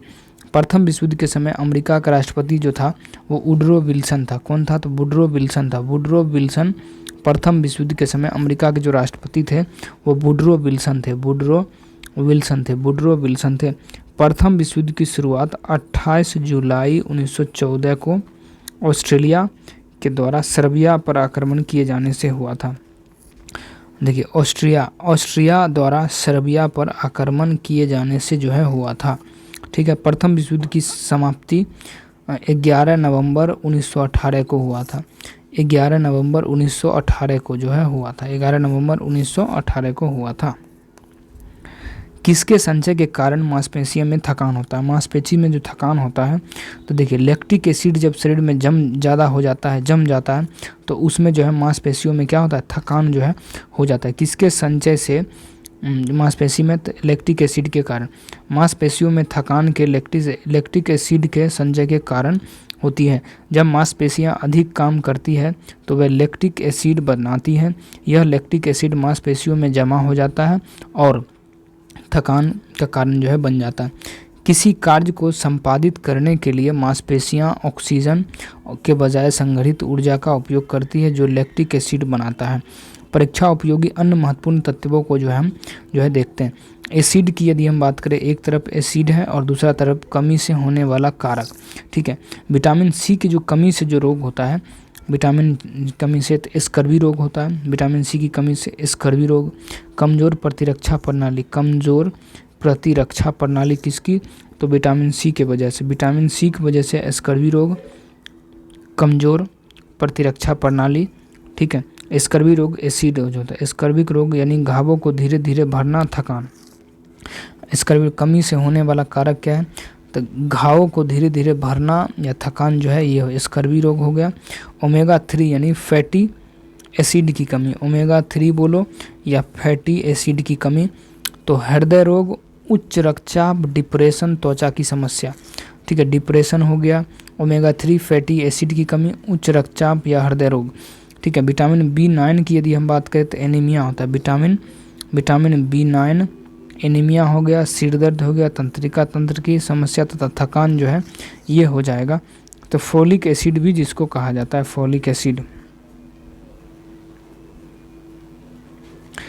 विटामिन B12 की यदि हम बात करें तो मानसिक स्वास्थ्य समस्या, स्मृति और एकाग्रता समस्या, कमजोरी, थकान। ठीक है। कमजोरी, थकान। विटामिन B12 यानी साइनोकोबालामिन मानसिक स्वास्थ्य समस्या, स्मृति और एकाग्रता समस्या यानी कमजोरी, थकान जो है ये जो है इसमें आ जाएगा। एमिनो एसिड की कमी की यदि हम बात करें तो मांसपेशियों में कमजोरी, वजन कम होना, बलों का झरना, त्वचा की समस्या, ये जो है हो जाएगा। ठीक है। अब देखते हैं पौधे की कोशिकाओं में तुरस्ता और कठोरता का कारण। पौधे की जो कोशिकाएं होती है उसमें तुरस्ता और कठोरता का जो कारण होता है वो आखिर क्या होता है? तो कोशिका भित्ति जो है होता है। कोशिका भित्ति। पौधे की कोशिकाओं में तुरस्ता और कठोरता का कारण कोशिका भित्ति है। क्या है? कोशिका भित्ति। यह जंतु कोशिकाओं में नहीं पाया जाता। यह जो है जंतु कोशिकाओं में नहीं पाया जाता। कोशिका भित्ति सेलुलोज और लिग्नन जैसे पॉलीसेकेराइड्स से बने होते हैं। ये सेकेराइड्स पौधे की कोशिकाओं के दीवारों पर में पाया जाता है। पॉलीसेकेराइड्स कहाँ पाया जाता है? पौधे की कोशिकाओं के दीवारों में पाया जाता है। आर्य मूल निवास स्थान क्या है? आर्यों का जो मूल निवास है वो क्या है? तो ये जो है एशिया यानी मध्य एशिया से आर्य लोग आए थे। ठीक है, आर्यों का मूल निवास स्थान एशिया यानी मध्य एशिया था। मध्य एशिया था। कौन था? तो मध्य एशिया था। यह विचार प्रोफेसर मैक्स मूलर का है, जिससे अधिकांश विद्वान सहमत है। जिससे अधिकांश विद्वान जो है सहमत है। देखिए, आर्यों का मूल निवास मध्य एशिया था। ठीक है, और ये विचार किनका? तो मैक्स मूलर का है, जिससे अधिकांश विद्वान क्या है? सहमत है। परीक्षा उपयोगी अन्य महत्वपूर्ण तत्वों को हम देखते हैं। आर्यों के मूल निवास स्थान के संदर्भ में विभिन्न विद्वानों के अलग अलग मत। देखिए, मैक्स मूलर की यदि हम बात करें तो ये इनका कहना है कि मध्य एशिया से आया था। ठीक है, बैक्टीरिया, मध्य एशिया बैक्टीरिया। गाइल्स महोदय का कहना है कि हंगरी डेन्यूब नदी घाटी। गाइल्स महोदय का कहना क्या था? हंगरी डेन्यूब नदी घाटी। ठीक है, बाल गंगाधर तिलक की यदि बात करें तो उत्तरी ध्रुव। बाल गंगाधर तिलक उत्तरी ध्रुव का। दयानंद सरस्वती का कहना है तिब्बत से आया था। दयानंद सरस्वती का कहना है दयानंद सरस्वती का तिब्बत हो जाएगा। डॉक्टर अविनाश चंद्र दास का सप्त सैंधव प्रदेश और पैंका का जर्मनी का मैदानी भाग हो गया। गंगानाथ झा का ब्रह्मसी देश और नेहरिंग एवं प्रोफेसर गार्डन का दक्षिणी रूप और चाइल्ड जो है ये जो है हो जाएगा। दिल्ली का जामा मस्जिद का निर्माण किसने किया था? तो ये जो है शाहजहां के द्वारा जो है कराया गया था। शाहजहां के द्वारा। देखिए, दिल्ली का जामा मस्जिद का निर्माण किसने करवाया था? तो दिल्ली की जो जामा मस्जिद का जो निर्माण है वो शाहजहां के द्वारा जो है कराया गया था। शाहजहां के द्वारा जामा मस्जिद का निर्माण मुगल सम्राट शाहजहां ने करवाया था।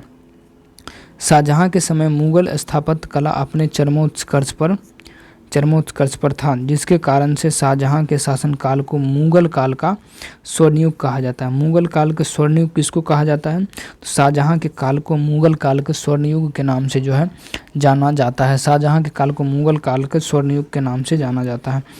शाहजहां द्वारा बनवाई गई कुछ अन्य इमारतें कौन कौन सी है?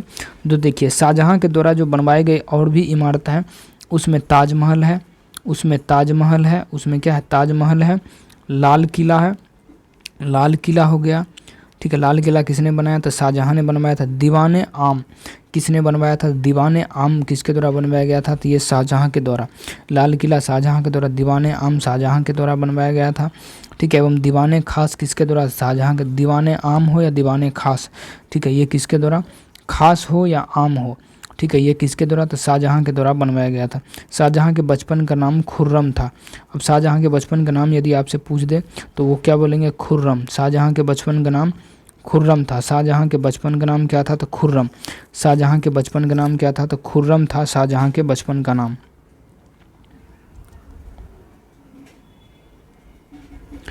देखिए, शाहजहां का विवाह वर्ष 1612 में हुआ था। शाहजहां का विवाह यदि आपसे पूछ दे कि कब हुआ था, तो शाहजहां का जो विवाह हुआ था वर्ष 1612 में हुआ था। 1612 में शाहजहां का विवाह हुआ था। 1612 ईस्वी में जो है शाहजहां का क्या विवाह जो है हुआ था। नूरजहां के भाई आसफ खां, नूरजहां के जो भाई है वो है आसफ खां। नूरजहां के भाई आसफ खां की पुत्री अर्जुनामंद बानो बेगम से हुआ था। नूरजहां के भाई आसफ खां की पुत्री अर्जुमंद बानो बेगम से हुआ था, जो इतिहास में मुमताज महल के नाम से विख्यात हुआ। इसे शाहजहां ने मलिकाए ज़मीनी की उपाधि दी थी। मलिकाए ज़मीनी की उपाधि जो है दिया था। उत्तर वैदिक काल में इंद्र का स्थान किस देवता को मिला था? उत्तर वैदिक काल में इंद्र का स्थान जो किसका था? प्रजापति को मिला। देखिए, उत्तर वैदिक काल में इंद्र का स्थान एक देवता है जिसको मिला था। इंद्र का स्थान किसको? तो प्रजापति को मिला था। इंद्र का स्थान किसको मिला था? प्रजापति को इंद्र का स्थान जो है मिला था। उत्तर वैदिक काल में इंद्र का स्थान प्रजापति सृजन का देवता जिसको कहा जाता है, इसको जो है मिला था। ऋग्वैदिक काल के दो सबसे बड़े देवता इंद्र और अग्नि थे। देखिए, ऋग्वैदिक काल के दो सबसे बड़े देवता एक इंद्र थे और दूसरा अग्नि थे, जिनके संदर्भ में क्रमशः 250 एवं 200 सूक्त समर्पित है। ठीक है, दो सबसे महत्वपूर्ण देवता इंद्र थे और अग्नि थे, इंद्र थे और अग्नि थे। उत्तर वैदिक काल के दो अन्य प्रमुख देवता रुद्र पशुओं के देवता व विष्णु लोगों के पाल माने जाते हैं। उत्तर वैदिक काल में कुछ वर्णों के अपने अलग देवता हो गए, अब अलग देवता हो गए हैं। पूषण जो पहले पशुओं के देवता थे अब शूद्रों के देवता हो गए हैं। देखिए, पूषण जो पहले पशुओं के देवता हैं, पशुओं के देवता थे, पूषण जो पहले पशुओं के देवता थे अब शूद्रों के देवता हो गए हैं। अब किसका देवता हो गए हैं? तो शूद्रों के देवता जो है अब वो हो गए हैं। ठीक है, शूद्रों के देवता जो है हो गए, शूद्रों के देवता हो गए हैं। किसने कहा कांग्रेस हथियारों के बिना गृह युद्ध है? किसने कहा कांग्रेस हथियारों के बिना गृह युद्ध है? देखिए, कांग्रेस हथियारों के बिना गृह युद्ध है। ठीक है, तो सर सैयद अहमद खान ने कहा था, सर सैयद अहमद खान ने जो है कहा था। ठीक है, सर सैयद अहमद खान का कथन है कि कांग्रेस हथियारों के बिना गृह युद्ध है। कहा था किसने? तो कांग्रेस हथियारों के बिना गृह युद्ध जो है। अब देखिए, सर सैयद अहमद खान ने अपना करियर एक सिविल सेवक के रूप में शुरू किया था। सर सैयद अहमद खान अपना करियर कैसे शुरू किया था? तो एक सिविल सेवक के रूप में जो है शुरू किया था, सिविल सेवक के रूप में जो है एक शुरू किया गया था। देखिए, सर सैयद अहमद खान ने 1864 ईस्वी में साइंटिफिक सोसाइटी की स्थापना की। साइंटिफिक सोसाइटी की स्थापना किसने करी थी? तो सर सैयद अहमद खान ने किया था। ठीक है, कब किया था? तो 1864 ईस्वी में जो है किया था साइंटिफिक सोसाइटी की स्थापना। अब देखिए, सर सैयद अहमद खान ने 1870 में पत्रिका तहजीब उल अखलाक का प्रकाशन जो है किया गया था। ठीक है, कांग्रेस की स्थापना के विरोध में 1888 में सर सैयद अहमद खान व बनारस के राजा शिव प्रसाद सिंह ने यूनाइटेड इंडियन पेट्रियोटिक एसोसिएशन की स्थापना करी थी। पेट्रियोटिक एसोसिएशन की स्थापना जो है किया था किसने? शिव प्रसाद सिंह और अहमद खान ने जो है किया था। इन्होंने 1886 में all India Mohammedan educational conference का गठन किया था। 1886 में जो है all India Mohammedan educational conference का गठन जो है किया गया था। ठीक है, 1875 में इन्होंने मोहम्मडन एंग्लो ओरिएंटल स्कूल की स्थापना अलीगढ़ में की, जो 1920 में अलीगढ़ मुस्लिम विश्वविद्यालय में परिवर्तित हो गया। देखिए, 1875 में इन्होंने मोहम्मडन एंग्लो ओरिएंटल स्कूल की स्थापना अलीगढ़ में की, जो 1920 में अलीगढ़ मुस्लिम विश्वविद्यालय परिवर्तित जो है हो गया। कांग्रेस के संदर्भ में कुछ अन्य व्यक्तियों के कथन क्या क्या रहे हैं? बंकिम चंद्र चटर्जी के बारे में देखते हैं। देखिए, कांग्रेस के लोग पदों के भूखे राजनीतिज्ञ हैं। कांग्रेस के जो लोग हैं वो पदों के भूखे राजनीतिज्ञ हैं। ये किनका कथन था? ये बंकिम चंद्र चटर्जी का। देखिए फिर से, कांग्रेस के लोग पदों के भूखे राजनीतिज्ञ हैं, किनका कथन है? तो बंकिम चंद्र चटर्जी का है। देखिए, अश्विनी कुमार दत्त कांग्रेस का सम्मेलन के केवल 3 दिन का तमाशा। कांग्रेस का सम्मेलन केवल 3 दिन का तमाशा, ये किसने कहा था? तो अश्विनी कुमार दत्त ने कहा था कि 3 दिन का केवल तमाशा है कांग्रेस का सम्मेलन। लाला लाजपत राय, कांग्रेस लॉर्ड डफरिन के दिमाग की उपज है। तो लॉर्ड डफरिन की दिमाग की उपज है, किसने कहा था? तो लाला लाजपत राय ने कहा था कांग्रेस लॉर्ड डफरिन के दिमाग की उपज है। अरविंद घोष का क्या कहना था? तो कांग्रेस याचना करने वाली संस्था है। कांग्रेस याचना करने वाली संस्था है। कांग्रेस के 6 रोग से मरने ही वाली है। कांग्रेस 6 रोग से मरने ही वाली है। ठीक है, ओजोन परत दिवस कब मनाया जाता है? ओजोन परत दिवस जो है कब मनाया जाता है? तो 10 दिसंबर को मनाया जाता है, 16 सितंबर को मनाया जाता है, 16 दिसंबर को जो है मनाया जाता है, 16 दिसंबर को मनाया जाता है। देखिए, ओजोन परत दिवस कब मनाया जाता है? तो 16 दिसंबर को, इस 16 सितंबर को जो है ओजोन परत दिवस मनाया जाता है। चलिए देखते हैं इसको। देखिए, ओजोन परत दिवस 16 सितंबर को मनाया जाता है। ओजोन परत दिवस जो है 16 सितंबर को मनाया जाता है। सितंबर याद रखना है, दिसंबर नहीं, ठीक है। संयुक्त राष्ट्र महासभा ने 1994 में 16 सितंबर को ओजोन परत के संरक्षण के लिए अंतर्राष्ट्रीय दिवस घोषित किया था, ठीक है। अब परीक्षा उपयोगी जो अन्य महत्वपूर्ण तथ्य हैं उनको चलिए देखते हैं। अंतर्राष्ट्रीय दिवस ये हो गया और ये जो है तिथि इधर हो गया। देखिए, मातृभाषा, अंतर्राष्ट्रीय मातृभाषा दिवस कब मनाया जाता है? तो 21 फरवरी को। अंतर्राष्ट्रीय मातृभाषा दिवस 21 फरवरी को मनाया जाता है। महिला दिवस, अंतर्राष्ट्रीय महिला दिवस 8 मार्च को। अंतर्राष्ट्रीय महिला दिवस 8 मार्च को। अंतर्राष्ट्रीय वानिकी दिवस 21 मार्च को मनाया जाता है। अंतर्राष्ट्रीय वानिकी दिवस 21 मार्च को। वानिकी दिवस अगर आपसे पूछे वानिकी दिवस कब मनाया जाता है तो 21 मार्च को। पर्यावरण दिवस 5 जून को मनाया जाता है। अंतर्राष्ट्रीय पर्यावरण दिवस 5 जून को मनाया जाता है, ठीक है। अंतर्राष्ट्रीय योग दिवस कब मनाया जाता है? 21 जून को मनाया जाता है। अंतर्राष्ट्रीय योग दिवस 21 जून को मनाया जाता है, ठीक है। अंतर्राष्ट्रीय प्रकृति संरक्षण दिवस कब? तो 28 जुलाई को। अंतर्राष्ट्रीय प्रकृति संरक्षण दिवस 28 जुलाई को मनाया जाता है। अंतर्राष्ट्रीय प्रकृति संरक्षण दिवस 28 जुलाई को मनाया जाता है। साक्षरता दिवस 8 सितंबर को मनाया जाता है। साक्षरता दिवस 8 सितंबर को मनाया जाता है। साक्षरता दिवस कब मनाया जाता है? साक्षरता दिवस जो है 8 सितंबर को मनाया जाता है। साक्षरता दिवस 8 सितंबर को मनाया जाता है। 8 सितंबर को मनाया जाता है। साक्षरता दिवस कब मनाया जाता है? तो 8 सितंबर को जो है मनाया जाता है। 8 सितंबर को मनाया जाता है।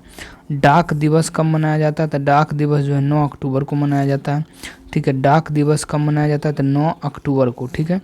देखिए, डाक दिवस जो मनाया जाता है वो 9 अक्टूबर को मनाया जाता है। डाक दिवस यदि आपसे पूछ दे, अंतर्राष्ट्रीय डाक दिवस 9 अक्टूबर को मनाया जाता है। साक्षरता दिवस 8 सितंबर को। अंतर्राष्ट्रीय साक्षरता दिवस, प्रकृति संरक्षण दिवस 28 जुलाई को। योग दिवस 21 जून, पर्यावरण 5 जून, वानिकी दिवस 21 मार्च को, ठीक है। मधुमेह दिवस कब मनाया जाता है? 14 नवंबर को, ठीक है। मधुमेह दिवस यदि आपसे बोल दे तो 14 नवंबर को मनाया जाता है। 14 नवंबर को मनाया जाता है। अंतर्राष्ट्रीय एड्स दिवस कब मनाया जाता है? तो 1 दिसंबर को। अंतर्राष्ट्रीय एड्स दिवस बोलेगा, ठीक है। तो कब? तो ये 1 दिसंबर को मनाया। अंतर्राष्ट्रीय विकलांगता जन दिवस, अंतर्राष्ट्रीय विकलांगता 3 दिसंबर। देखिए, एड्स दिवस 1 दिसंबर, ठीक है। एड्स दिवस मनाया जाता है 1 दिसंबर को। 1 दिसंबर को मनाया जाता है। अंतर्राष्ट्रीय विकलांगता जन दिवस 3 दिसंबर को मनाया जाता है। 3 दिसंबर को, ठीक है। अब देखते हैं कि भारत के राष्ट्रपति को माफ़ी देने की शक्ति किस अनुच्छेद में है? तो भारत के राष्ट्रपति को माफ़ी ये जो है अनुच्छेद 72 में है, ठीक है। भारत के राष्ट्रपति को माफ़ी देने की शक्ति संविधान के अनुच्छेद कितना में? तो अनुच्छेद 72 में है। राष्ट्रपति के अनुच्छेद 72 के अंतर्गत दोषी करार दिए गए व्यक्ति को निम्न सजा को क्षमा कर सकते हैं। सैन्य न्यायालय द्वारा दंडित व्यक्ति को जो है उसको जो है क्षमा किया जा सकता है। सैन्य न्यायालय द्वारा दंडित व्यक्ति को क्षमा किया जा सकता है। संघीय विधि के विरुद्ध दंडित व्यक्ति को क्षमा किया जा सकता है। मृत्युदंड पाए हुए व्यक्ति को क्षमा कर सकता है। ये सारे क्षमा राष्ट्रपति कर सकता है, ठीक है। राष्ट्रपति की क्षमा की शक्ति। लघुकरण की यदि हम बात करें तो सजा की प्रकृति को बदलना। लघुकरण में सजा की प्रकृति को बदलना। मृत्युदंड, कठोर कारावास। जैसे मृत्युदंड है तो उसको कठोर कारावास में दिया जाएगा। मृत्युदंड को कठोर कारावास में। परिहार में सजा की मात्रा को बदलना। परिहार में सजा की मात्रा को बदलना। जैसे 2 वर्ष की कठोर कारावास को 1 वर्ष का कठोर कारावास जो है कर देना, ठीक है। परिहार में क्या किया गया है? तो 2 वर्ष की कठोर कारावास को जो है 1 वर्ष के कठोर कारावास में बदल देना। विराम, विशेष परिस्थितियों की वजह से सजा कम करना। विशेष परिस्थितियों की वजह से सजा को क्या करना? सजा को जो है कम कर देना। सजा को कम कर देना। दिव्यांगता या गर्भावस्था के कारण। प्रविलंबन, किसी दंड को कुछ समय के लिए टालना। किसी दंड को, कोई दंड है, ठीक है, उसको कुछ समय के लिए टालना। फांसी को टालने के लिए किसी दंड को कुछ समय के लिए टालना। प्रविलंब। क्षमा, पूर्णतः माफ़ कर देना। इसका तकनीकी मतलब यह है कि अपराध कभी हुआ ही नहीं। इसका तकनीकी मतलब यह हुआ कि अपराध कभी हुआ ही नहीं। अब राष्ट्रपति से रिलेटेड जो है हम कुछ अनुच्छेदों को जो है हम देखेंगे। भारत का राष्ट्रपति कितने में है? संविधान से संबंधित अनुच्छेद। भारत के राष्ट्रपति की यदि हम बात करें तो संविधान का अनुच्छेद कितना में? तो 52 में। भारत का राष्ट्रपति संविधान का अनुच्छेद 52 में जो है भारत के राष्ट्रपति है। अनुच्छेद 52 में क्या भारत के राष्ट्रपति के बारे में बताया गया है। उसके बाद राष्ट्रपति के क्या निर्वाचन जो है 54 में। राष्ट्रपति का निर्वाचन 54 में। राष्ट्रपति का निर्वाचन यदि आपसे पूछ दे, ठीक है, राष्ट्रपति एक होगा 52 में, उसके बाद राष्ट्रपति हुआ तो उसका क्या होगा, फिर निर्वाचन होगा। निर्वाचन कितना में? तो 54 में है निर्वाचन। राष्ट्रपति शपथ लेगा कितना में? तो शपथ लेगा 60 में। राष्ट्रपति का शपथ कितना में है?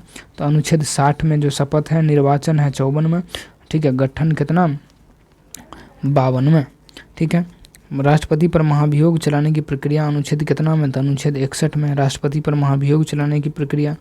भारत का उपराष्ट्रपति की यदि बात बोले तो 63 में है, ठीक है। भारत का राष्ट्रपति, भारत का जो उपराष्ट्रपति है वो अनुच्छेद 63। अनुच्छेद 63 हो जाएगा भारत का उपराष्ट्रपति।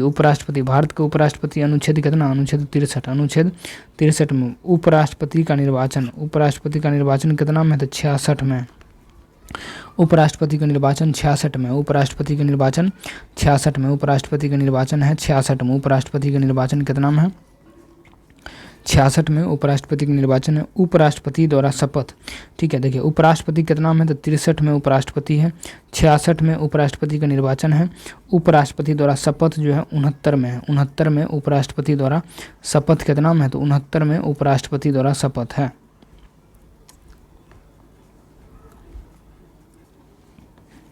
गणतंत्र दिवस में वायुसेना के परेड में भाग लेने वाली पहली महिला पायलट कौन थी? गणतंत्र दिवस में वायुसेना के परेड में भाग लेने वाली, देखिए गणतंत्र दिवस में वायुसेना के परेड में भाग लेने वाली पहली महिला पायलट कौन थी? तो महिला पायलट जो थी भावना कंठ थी। भावना कंठ। गणतंत्र दिवस में वायुसेना के परेड में भाग लेने वाली पहली महिला पायलट भावना कंठ थी। भावना कंठ थी। प्रीति रजक भारतीय सेना की पहली महिला सूबेदार बनी, ठीक है। प्रीति रजक भारतीय सेना की पहली महिला सूबेदार बनी। भारतीय सेना की पहली महिला सूबेदार बनी थी। नीना सिंह CISF, देखिए भारतीय सेना की पहली महिला सूबेदार कौन बनी थी? प्रीति रजक। नीना सिंह जो है CISF की पहली महिला महानिदेशक बनी थी, ठीक है। CISF की पहली महिला महानिदेशक कौन बनी थी? तो नीना सिंह। दीपिका मिश्रा वीरता पदक प्राप्त करने वाली पहली वायुसेना अधिकारी बनी। दीपिका मिश्रा वीरता पदक प्राप्त करने वाली पहली महिला वायुसेना अधिकारी जो है बनी थी, ठीक है। गीता राणा लद्दाख में सेना की पहली महिला अफसर बनी। गीता राणा, ठीक है। गीता राणा जो है, गीता राणा लद्दाख में सेना की पहली महिला अफसर बनी थी, ठीक है। पहली गीता राणा लद्दाख में पहली महिला अफसर जो है बनी थी।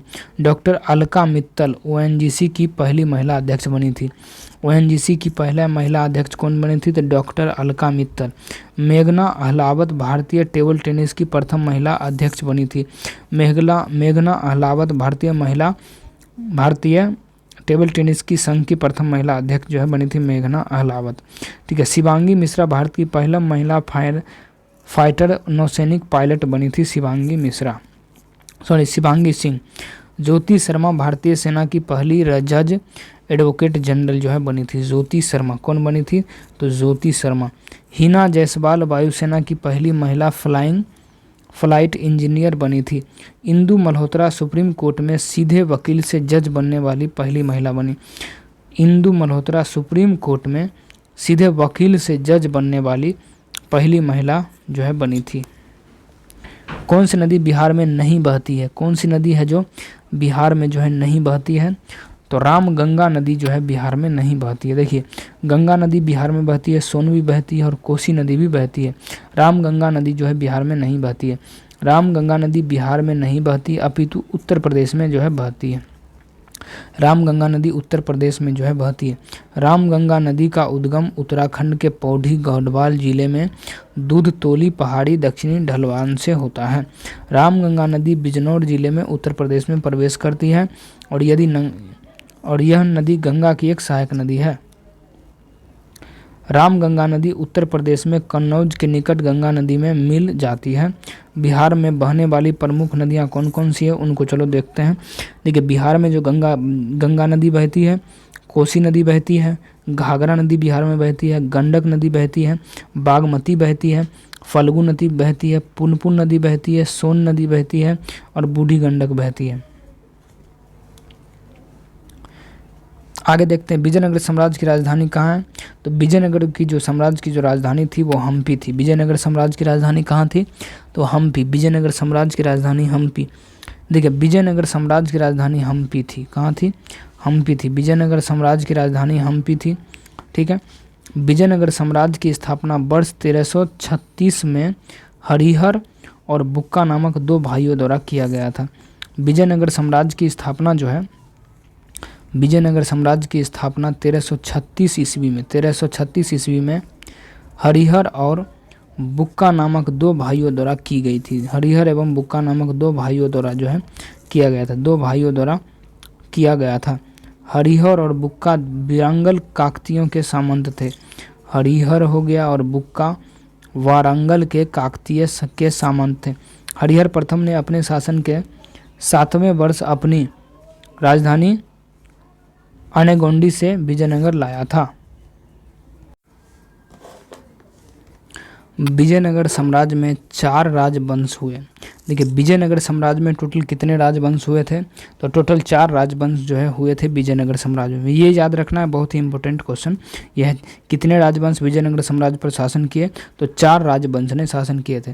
पहला तो संगम वंश, ठीक है, सुलूभ वंश, उसके बाद तुलुभ वंश, संगम, सुलूभ और अरबिडू वंश ने, इन सभी वंशों ने 300 वर्षों से अधिक समय तक जो है शासन किया था। देखिए संगम, सुलूभ, तुलुभ और अरबिडू वंश ने, इन सभी वंशों ने शासन किया था 300 वर्षों तक। कितना, तो 300 वर्षों तक जो है शासन किया था। अगला हम देखते हैं हिरोशिमा पर बम कब गिराया गया था। हिरोशिमा पर 6 अगस्त 1945 को जो है बम जो है गिराया गया था। 6 अगस्त 1945 को हिरोशिमा पर बम जो है गिराया गया था, ठीक है। 6 अगस्त 1945 को हिरोशिमा पर बम गिराया गया था। इस बम का नाम लिटिल बॉय था। देखो 6 अगस्त को जो गिराया गया था उस बम का नाम लिटिल बॉय था, लिटिल बॉय, ठीक है। द्वितीय विश्व युद्ध के दौरान गिराया गया यह बम लिटिल बॉय, द्वितीय विश्व युद्ध के दौरान गिराया गया यह बम लिटिल बॉय यूरेनियम 235 से बना था, ठीक है। यूरेनियम 235 से बना था, यानी द्वितीय विश्व युद्ध के दौरान यह गिराया गया था, तो यूरेनियम 235 था, यह यूरेनियम 235 था। 4 अगस्त 1945 को कर्टिस लेमे ने हिरोशिमा बमबारी की मंजूरी दी थी। हिरोशिमा बम बारूद की मंजूरी दी थी। इसका कोड ऑपरेशन सेंटर बोर्ड था। इसका कोड जो है ऑपरेशन सेंटर बोर्ड था, ऑपरेशन सेंटर बोर्ड, ठीक है। देखिए और अमेरिका द्वारा हिरोशिमा पर परमाणु बम गिराए जाने के 3 दिन बाद 9 अगस्त 1945 को नागासाकी जापान पर दूसरा परमाणु बम गिराया गया था। दूसरा परमाणु बम जो है गिराया गया था। इसे फैट मैन के नाम से जाना जाता है, जो कि प्लूटोनियम, देखिए उसमें जो था यूरेनियम 235 था, यूरेनियम 235, और इसमें जो है प्लूटोनियम 239 का प्रयोग किया गया था 9 अगस्त वाला में, जो कि फैट मैन है, ठीक है। अब देखिए जाट जाटिन किस राज्य का है, जाट जाटिन किस राज्य का है, तो जाट जाटिन जो है बिहार राज्य का है। जाट जाटिन बिहार राज्य का है। जाट जाटिन कहाँ का है, तो बिहार राज्य का है। जाट जाटिन बिहार राज्य का है। जाट जाटिन बिहार राज्य का है। प्रश्न अनुसार जो है जाट जाटिन बिहार राज्य के लोक नृत्य है, परंतु इसके अलावा भी इसे कई राज्यों में देखा जाता है। बिहार के कुछ अन्य लोक नृत्यों के नाम हैं यहाँ पर। कर्मा नृत्य कहाँ में है, तो ये जो कर्मा जो लोक नृत्य है ये बिहार में। कर्मा अगर आपसे पूछ दे कहाँ में, कर्मा लोक नृत्य कहाँ में, तो बिहार में। धोबिया कहाँ में, धोबिया नृत्य कहाँ में, धोबिया नृत्य है बिहार में। धोबिया नृत्य बोले तो बिहार में, कर्मा नृत्य बोले तो बिहार में। जोगीरा नृत्य कहाँ में, तो बिहार में। जोगीरा नृत्य कहाँ में, बिहार में। जोगीरा नृत्य कहाँ में, तो बिहार में। कजरी अगर बोले तो बिहार में। कजरी बोले तो बिहार में। कजरी अगर बोले तो बिहार में। डोमकच बोले तो डोमकच कहाँ में, तो बिहार में। झरनी बिहार में। झरनी है बिहार में। विद्यापति नृत्य, विद्यापति नृत्य बिहार में, झिझिया नृत्य बिहार में, डोमकच बिहार में, झरनी बिहार में, धोबिया बिहार में, कर्मा बिहार में, जोगीरा बिहार में, ये सारे कहाँ में? तो बिहार में। अब देखिए उत्तर प्रदेश में कौन कौन से नृत्य हैं उनको थोड़ा देखते हैं। उत्तर प्रदेश के नृत्य को, कजरी नृत्य कहाँ में? तो कजरी नृत्य कहाँ में? तो कजरी नृत्य है उत्तर प्रदेश में। कजरी नृत्य अगर बोले तो उत्तर प्रदेश कजरी नृत्य है, उत्तर प्रदेश में कजरी नृत्य है। जैता कहाँ में? तो उत्तर प्रदेश में। जैता अगर आपसे पूछ दे, जैता उत्तर प्रदेश में। जच्छा, जच्छा कहाँ में? उत्तर प्रदेश में। जौछा कहाँ में? तो उत्तर प्रदेश में। जच्छा कहाँ में? तो उत्तर प्रदेश में। चाचरी कहाँ में? उत्तर प्रदेश में। चाचरी उत्तर प्रदेश में। चाचरी कहाँ में? उत्तर प्रदेश में। नौटंकी कहाँ है? उत्तर प्रदेश में। नौटंकी कहाँ में? उत्तर प्रदेश में। नौटंकी नृत्य है। झूला कहाँ में? उत्तर प्रदेश में। झूला अगर बोल दे तो उत्तर प्रदेश में। झूला नृत्य उत्तर प्रदेश में। झूला नृत्य उत्तर प्रदेश में। रासलीला उत्तर प्रदेश में। रासलीला उत्तर प्रदेश में। रासलीला है कहाँ में? उत्तर प्रदेश। रासलीला उत्तर प्रदेश में। रासलीला उत्तर प्रदेश में। रासलीला उत्तर प्रदेश में। रासलीला कहाँ में? उत्तर प्रदेश में। ठीक है। कर्मा, अब देखिए ये सारी चीज़ें देख लिए। चाचरी चाचरी उत्तर प्रदेश, नौटंकी उत्तर प्रदेश, जच्छा उत्तर प्रदेश, जैता उत्तर प्रदेश, कजरी उत्तर प्रदेश, झूला रासलीला का उत्तर प्रदेश में। ठीक है। कर्मा कहाँ में? तो कर्मा बिहार में, बिहार में भी है और झारखंड में भी है। कर्मा कहाँ में है? तो झारखंड में है। डांगा कहाँ में? झारखंड में डांगा है। ठीक है। कर्मा झारखंड में, डांगा झारखंड में, जाट जटनी झारखंड में, सरहुल झारखंड में, छौ झारखंड में, विदेशिया झारखंड में, सोहराई झारखंड में, सोहराई झारखंड में, सोहराई है झारखंड में, सोहराई झारखंड में। देखिए जट जटनी कहाँ में? तो ये झारखंड में है। सरहुल झारखंड में, छौ विदेशिया ये सब कहाँ में? तो झारखंड में ये सब है। डांगा जटनी सरहुल ये सब। पश्चिम बंगाल, बौल कहाँ का? तो पश्चिम बंगाल के। बौल नृत्य है एक, कहाँ के? तो पश्चिम बंगाल के। बौल नृत्य कहाँ में? तो पश्चिम बंगाल में। संथाल नृत्य पश्चिम बंगाल में।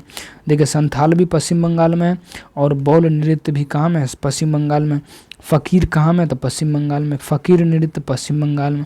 फ़कीर नृत्य पश्चिम बंगाल में। फ़कीर नृत्य पश्चिम बंगाल में। लाठी कहाँ में? तो पश्चिम बंगाल में। लाठी नृत्य पश्चिम बंगाल में। लाठी नृत्य पश्चिम बंगाल में। लाठी नृत्य पश्चिम बंगाल में है। लाठी नृत्य कहाँ में? तो पश्चिम बंगाल में है। लाठी नृत्य यदि आपसे पूछे तो पश्चिम बंगाल में। लाठी नृत्य कहाँ में? तो पश्चिम बंगाल में है। लाठी नृत्य है पश्चिम बंगाल में। बितरा कहाँ का है? पश्चिम बंगाल में। बितरा पश्चिम बंगाल में। बितरा कहाँ का है? तो पश्चिम बंगाल में। बितरा नृत्य पश्चिम बंगाल में। बितरा नृत्य पश्चिम बंगाल में। बितरा नृत्य पश्चिम बंगाल में। गजन कहाँ का? तो पश्चिम बंगाल में। गजन नृत्य पश्चिम बंगाल में। गजन नृत्य पश्चिम बंगाल में। गजन नृत्य पश्चिम बंगाल में। रनपा कहाँ का? पश्चिम बंगाल में। रनपा पश्चिम बंगाल में। रनपा पश्चिम बंगाल में। छौ कहाँ का? तो पश्चिम बंगाल में। छौ पश्चिम बंगाल। रनपा पश्चिम बंगाल, गजन पश्चिम बंगाल, बितरा पश्चिम बंगाल, फ़कीर पश्चिम बंगाल, लाठी पश्चिम बंगाल, नृत्य ये सारे पश्चिम बंगाल में। उड़ीसा कहाँ में? तो उड़ीसा जो है घुमरा, उड़ीसा में जो लोक नृत्य है वो घुमरा और लोक नृत्य कहाँ में? तो उड़ीसा में। घुमरा लोक नृत्य कहाँ में? उड़ीसा में हो गया। पाला कहाँ में? उड़ीसा में हो गया। काशीबादा कहाँ में? देखिए घुमरा हो गया उड़ीसा में, पाला हो गया उड़ीसा में, काशीबादी उड़ीसा में, बाघा नाच उड़ीसा में। बाघा नाच कहाँ? उड़ीसा में। कर्म नाच कहाँ? उड़ीसा में। कर्म नाच कहाँ में है? कर्म नृत्य कहाँ में? तो उड़ीसा में हो गया। 10 कठिया कहाँ में? तो उड़ीसा में। 10 कठिया उड़ीसा में। छौ कहाँ में? तो उड़ीसा में। नाच छौ नाच है उड़ीसा में। दलखाई नृत्य कहाँ है? उड़ीसा में। रनपा कहाँ में? उड़ीसा में। रनपा उड़ीसा में हो गया। रनपा कहाँ? देखिए रनपा पश्चिम बंगाल में भी है और उड़ीसा में भी है। ठीक है। नाच कहाँ? 10 कठिया उड़ीसा में। छौ नाच कहाँ? ये सब कहाँ है? उड़ीसा में भी है। गुजरात, गरबा कहाँ का है? तो गुजरात का। गरबा अगर पूछे तो गुजरात, गरबा गुजरात को हो गया। डांडिया गुजरात को हो गया। पनिहारी गुजरात को हो गया। भवई गुजरात को हो गया। टिप्पणी हो गया। रासलीला हो गया। जिरयाइनु ये सब कहाँ के? ये सब जो है गुजरात के। जम्मू कश्मीर की यदि हम बात करें, दमाली कहाँ के? जम्मू कश्मीर के। दमाली कहाँ के? तो जम्मू कश्मीर के। दमाली है जम्मू कश्मीर के। दमाली है जम्मू कश्मीर के। क्या है? दमाली जो है जम्मू कश्मीर के। दमाली कहाँ के? जम्मू कश्मीर के। हिकात है जम्मू कश्मीर का। मंदजास है जम्मू कश्मीर का। कूद दंडी कहाँ के? जम्मू कश्मीर का। नाच। गुलामगिरी किस भाषा में लिखी गई? तो गुलामगिरी किस भाषा में लिखी गई थी? तो मराठी भाषा में गुलामगिरी लिखी गई थी। मराठी भाषा में जो है गुलामगिरी किस भाषा में लिखी गई? तो मराठी में लिखा गया था। गुलामगिरी पुस्तक मराठी भाषा में लिखी गई। गुलामगिरी पुस्तक के लेखक ज्योतिबा राव फूले हैं। इस पुस्तक का उद्देश्य दलितों और अस्पृश्यताओं को तार्किक तरीकों से ब्राह्मण की वर्ग की उच्चता झूठ दम्भ से परिचित कराना था। झूठ दम्भ से क्या परिचित कराना था। ज्योतिबा राव फूले 1873 में पूना महाराष्ट्र में सत्यशोधक समाज की स्थापना करी थी। ज्योतिबा राव फूले 1873 में पूना महाराष्ट्र में सत्यशोधक समाज, पूना महाराष्ट्र में जो है सत्यशोधक समाज की जो स्थापना जो है किया गया था।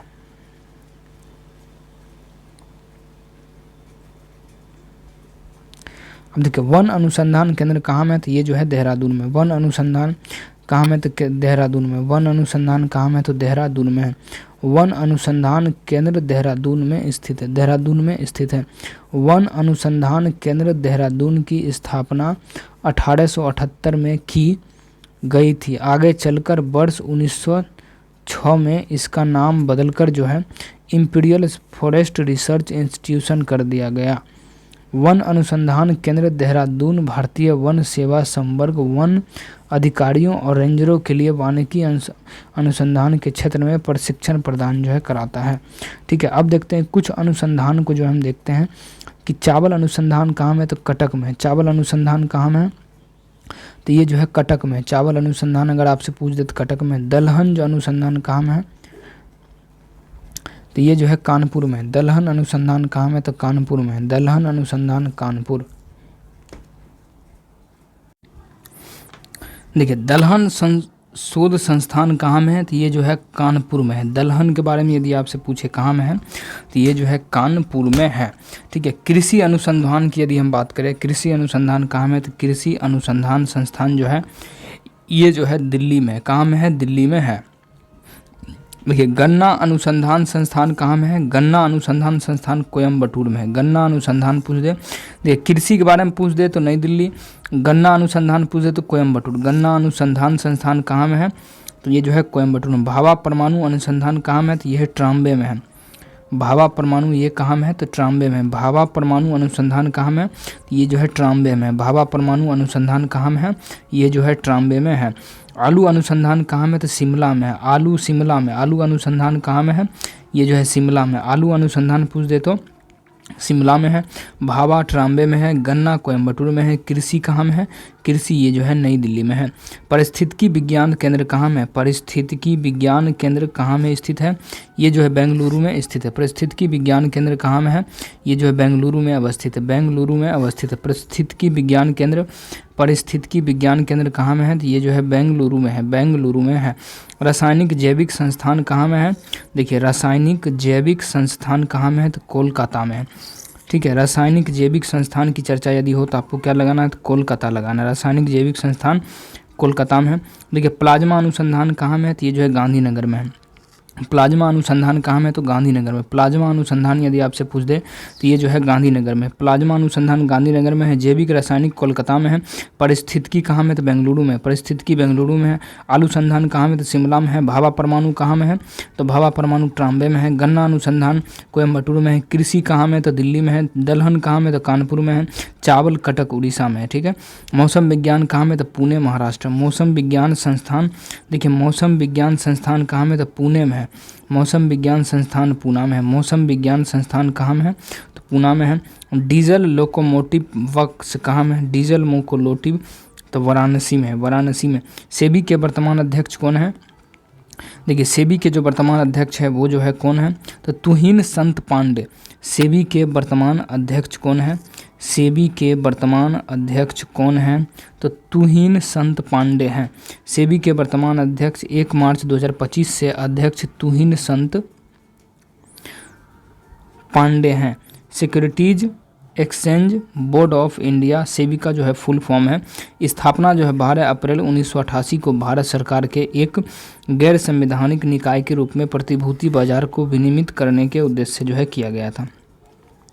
परीक्षा उपयोगी कुछ चीज़ों को देखते हैं। 30 जनवरी 1992 ईस्वी को सेबी अधिनियम के तहत वैधानिक मान्यता जो है इसका जो है प्राप्त किया गया। सेबी का जो मुख्यालय कहाँ में, ये जो है मुंबई में है। सेबी का मुख्यालय कहाँ में, तो मुंबई में है। सेबी के अध्यक्ष कार्यकाल निश्चित नहीं है। सेबी के अध्यक्ष का कार्यकाल जो है कोई निश्चित जो है नहीं है। ठीक है, निर्वात में ध्वनि की गति कितनी होती है? निर्वात में ध्वनि की गति जो होती है वो कितनी होती है? देखिए निर्वात की यहाँ बात हो रहा है, ध्वनि की गति, निर्वात जब हवा ही ना हो तो 0 मीटर प्रति सेकंड होता है। निर्वात में ध्वनि की गति कितनी होती है? तो 0 मीटर प्रति सेकंड होता है। ठीक है, 0 मीटर प्रति सेकंड। निर्वात में ध्वनि की गति कितनी होती है? 0 मीटर प्रति सेकंड। निर्वात में ध्वनि की गति 0 मीटर प्रति सेकंड होती है। ध्वनि की चाल मुख्यतः माध्यम के घनत्व तथा प्रत्यास्थता पर निर्भर करता है। अतः ध्वनि की चाल विभिन्न माध्यमों में होती है। ध्वनि की चाल सबसे अधिक ठोस में, उसके बाद द्रव में और उसके बाद गैस में होती है।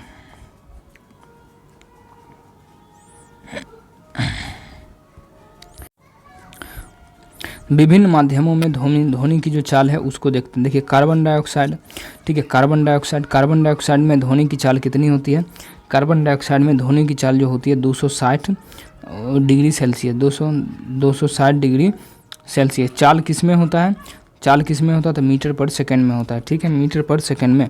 ठीक है, भाप 100 डिग्री सेल्सियस पर कितना? तो वायु की बात करें तो 332 मीटर प्रति सेकंड, 332 मीटर प्रति सेकंड, 332 मीटर प्रति सेकंड सेल्सियस वाला में। ठीक है, भाप 100 डिग्री सेल्सियस पर चाल कितना होता है? तो 405 होता है, 405।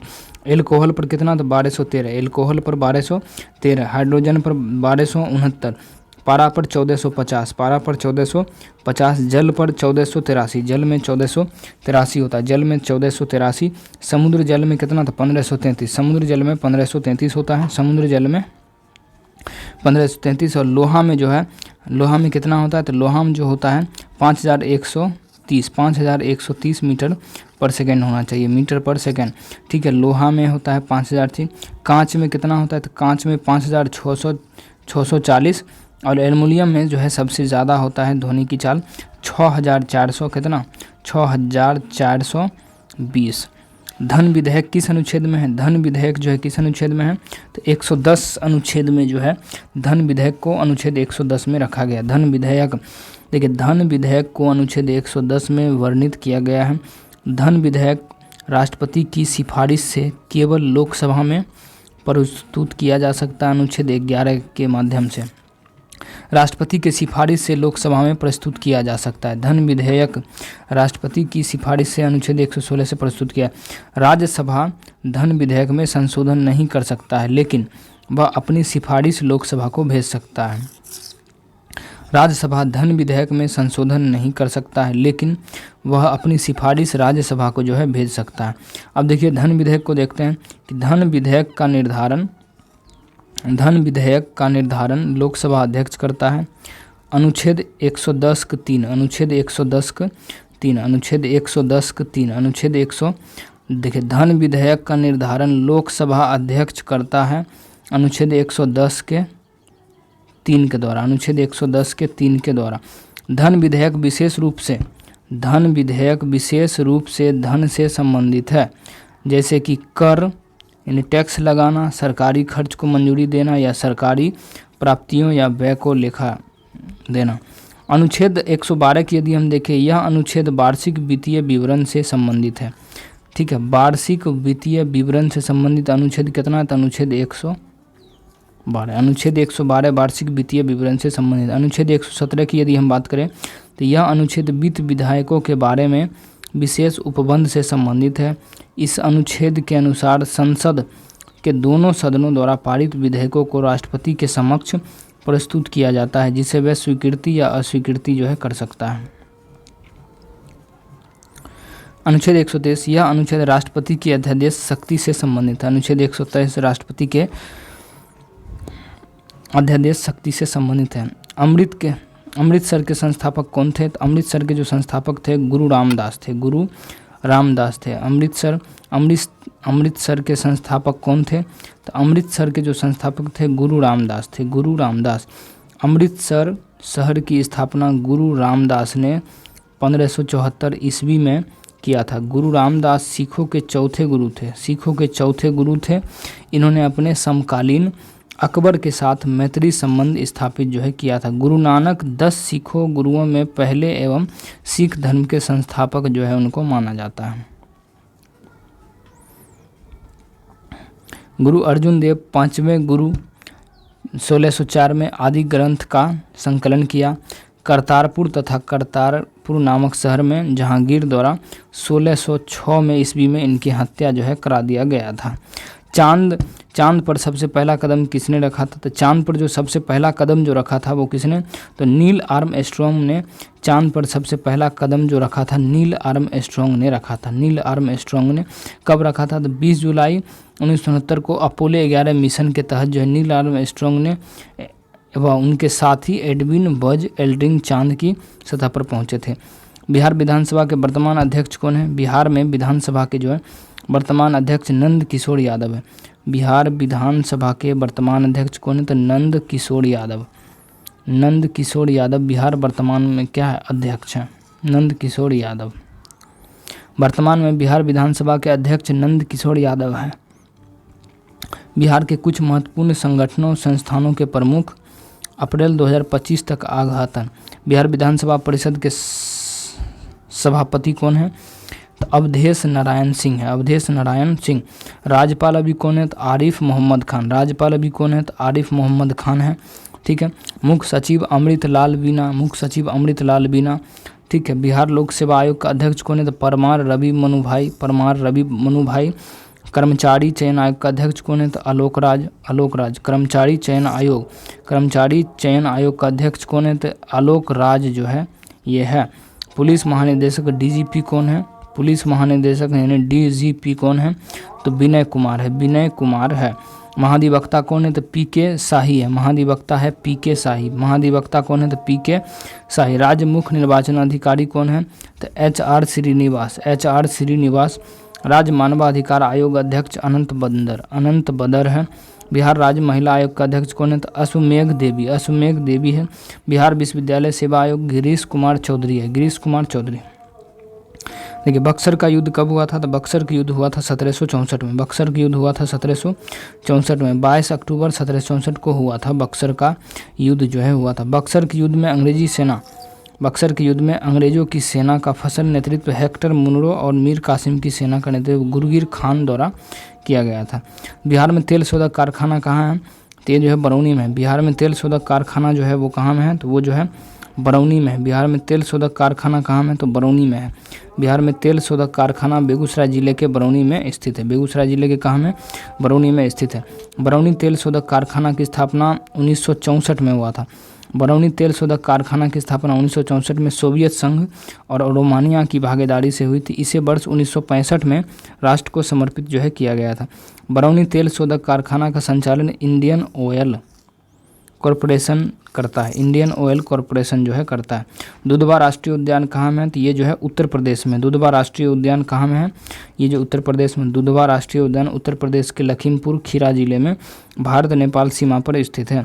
दुधवा राष्ट्रीय उद्यान को 1977 में सरकार से राष्ट्रीय उद्यान घोषित किया गया था। दुधवा राष्ट्रीय उद्यान की स्थापना 1987 में हुआ था। 1987 में। कुछ प्रमुख राष्ट्रीय उद्यान एवं संबंधित राज्य को अभी जो हम देखेंगे। मध्य प्रदेश में कौन कौन से राष्ट्रीय उद्यान हैं? देखिए कान्हा अगर बोले मध्य प्रदेश में है। कान्हा राष्ट्रीय उद्यान कहाँ में है? ये जो है मध्य प्रदेश में। कान्हा राष्ट्रीय उद्यान है मध्य प्रदेश में है। कान्हा राष्ट्रीय उद्यान। ठीक है। यदि पन्ना बोले तो मध्य प्रदेश में पन्ना है मध्य प्रदेश में। पेंच अगर बोले तो मध्य प्रदेश में पेंच कहाँ में है? मध्य प्रदेश में। पेंच यदि बोले तो मध्य प्रदेश। बांधवगढ़ कहाँ में? तो मध्य प्रदेश में। बांधवगढ़ कहाँ में है? तो मध्य प्रदेश में। कूनो कहाँ में? तो कूनो है मध्य प्रदेश में। कूनो है मध्य प्रदेश में। कूनो है मध्य प्रदेश में। कूनो है मध्य प्रदेश में। कूनो है मध्य प्रदेश में। सतपुरा कहाँ में है? तो मध्य प्रदेश में। सतपुरा मध्य प्रदेश में। सतपुरा राष्ट्रीय पार्क मध्य प्रदेश में। सतपुरा राष्ट्रीय पार्क कहाँ में है? तो ये जो है मध्य प्रदेश में। उत्तर प्रदेश में चंद्रप्रभा वन्यजीव विहार। चंद्रप्रभा कहाँ में है? तो ये जो उत्तर प्रदेश में चंद्रप्रभा वन्यजीव विहार कहाँ में है? तो उत्तर प्रदेश में। चंद्रप्रभा वन्यजीव विहार कहाँ में है? तो उत्तर प्रदेश में। चंद्रप्रभा वन्यजीव विहार कहाँ में? तो उत्तर प्रदेश में। चंद्रप्रभा वन्यजीव विहार उत्तर प्रदेश में। चंद्रप्रभा वन्यजीव विहार उत्तर प्रदेश में। चंद्रप्रभा वन्यजीव विहार कहाँ में? तो उत्तर प्रदेश में। राजस्थान में क्या है? केवलादेव कहाँ में है? तो राजस्थान में। केवलादेव राजस्थान में। केवलादेव कहाँ में है? ये जो है राजस्थान में। केवलादेव यदि आपसे पूछ दे तो राजस्थान में। रणथंभौर राजस्थान में। सरिस्का राजस्थान में। घाना राजस्थान में। राष्ट्रीय पार्क घाना राष्ट्रीय पार्क ठीक है। वन्य जीव विहार कहाँ में है, तो ये जो है उत्तर प्रदेश। वन्य जीव विहार चंद्रप्रभा में। गिर कहाँ में, तो गुजरात में है। मरीन, देखिए गिर अगर पूछते हैं तो गुजरात में होगा। मरीन भी कहाँ में, तो गुजरात में है। ब्लैक बक कहाँ में, तो गुजरात में। ब्लैक बक कहाँ में, तो गुजरात में। देखिए ब्लैक बक भी है गुजरात में। गल्फ ऑफ कच्छ कहाँ में, तो गुजरात में। राष्ट्रीय पार्क कहाँ है, गुजरात में। राष्ट्रीय पार्क यदि आपसे पूछे, राष्ट्रीय पार्क पूछे गुजरात में। ब्लैक बक कहाँ है, तो गुजरात में। गल्फ ऑफ कच्छ गुजरात में है। मरीन कहाँ है, तो गुजरात में, ये भी गुजरात में। देखिए वाल्मीकि, ठीक है, बिहार में कौन का, वाल्मीकि राष्ट्रीय पार्क कहाँ में, तो गुजरात में। वाल्मीकि राष्ट्रीय पार्क यदि पूछे तो कहाँ में, तो बिहार में। विक्रमशिला गैंगटोकिक कहाँ में, तो ये भी है बिहार में। डॉल्फिन सेंचुरी कहाँ में, तो बिहार में। कांवड़ झील सेंचुरी कहाँ में, तो बिहार में। फुर्तीला का सही वर्तनी क्या है, फुर्तीला का सही वर्तनी क्या है। फुर्तीला का सही वर्तनी जो है क्या हो जाएगा, तो फुर्तीला का सही वर्तनी क्या हो जाएगा, ये जो फुर्तीला हो जाएगा। ठीक है, फुर्तीला का सही वर्तनी क्या हो जाएगा, तो फुर्तीला का जो सही, फुर्तीला, ठीक है, यही हो जाएगा। फुर्तीला का जो सही वर्तनी फुर्तीला ही जो है हो जाएगा। फुर्तीला का सही वर्तनी फुर्तीला होगा, फुर्तीला हो जाएगा। फुर्तीला का सही वर्तनी क्या हो जाएगा, फुर्तीला। किस तत्व का परमाणु क्रमांक कितना है, सल्फर का कितना होता है, सल्फर का 16 होता है। ठीक है, सल्फर एक अधातु है और आवर्त सारणी के तीसरे आवर्त और वर्ग 16 में है। सल्फर का प्रयोग गंध, तेजाब, खुजली, दवा, कपड़ा रंगाई इत्यादि में जो है किया जाता है। ऑक्सीजन यानी O का परमाणु संख्या 8 है। ऑक्सीजन के एक अणु में 2 परमाणु होते हैं। ठीक है, ऑक्सीजन जो है एक रंगहीन, गंधहीन, स्वादहीन गैस जो जीवित जीवों के लिए आवश्यक है। इसकी खोज 1774 ईस्वी में इंग्लैंड के वैज्ञानिक जोसेफ प्रिस्टले ने किया था। इंग्लैंड के वैज्ञानिक जोसेफ प्रिस्टले ने जो है किया था, जोसेफ प्रिस्टले ने किया था। देखिए नाइट्रोजन N का परमाणु क्रमांक 7 है। नाइट्रोजन एक रंगहीन, गंधहीन, स्वादहीन और प्रायः अक्रिय गैस है। ठीक है, नाइट्रोजन का परमाणु क्रमांक कितना है, 7 है। नाइट्रोजन का परमाणु क्रमांक 7 है। नाइट्रोजन एक रंगहीन है, गंधहीन है, स्वादहीन है, प्रायः अक्रिय गैस है। नाइट्रोजन पृथ्वी के वायुमंडल का लगभग 78% है। नाइट्रोजन पृथ्वी के वायुमंडल का कितना था, 78% है। फास्फोरस P का परमाणु क्रमांक कितना है, 15 है। फास्फोरस P का परमाणु क्रमांक कितना है, P 15 है। फास्फोरस एक धातु है जो किसी कमरे के तापमान पर ठोस होता है। जो अच्छा बोलता है उसके लिए एक शब्द क्या है, अच्छा बोलता है उसके लिए एक शब्द क्या है, सुवक्ता उसको बोलते हैं। ठीक है, वक्ता तो बोलने वालों को बोला जाता है, सुवक्ता यानी सुगम वक्ता या अच्छा बोलने वाला, सुवक्ता। ठीक है, जो अच्छा बोलता है उस सुवक्ता। ठीक है, अब देखिए एक घोल में 450 ग्राम पानी है और 50 ग्राम सामान्यतः नमक है। घोल की सांद्रता जो है क्या होगा, घोल की जो सांद्रता, देखिए एक घोल में 450 ग्राम पानी है और 50 ग्राम सामान्य नमक है। घोल की सांद्रता जो है क्या होगा, देखिए घोल की सांद्रता बराबर होता है सामान्य नमक का द्रव्यमान और घोल का द्रव्यमान गुने 100 होता है। सामान्य नमक का द्रव्यमान कितना है, 50 है और घोल का द्रव्यमान, घोल का कुल द्रव्यमान पानी का द्रव्यमान प्लस सामान्य नमक का द्रव्यमान, तो देखिए तो हो जाएगा कितना, 450 और प्लस 50 500 ग्राम हो जाएगा।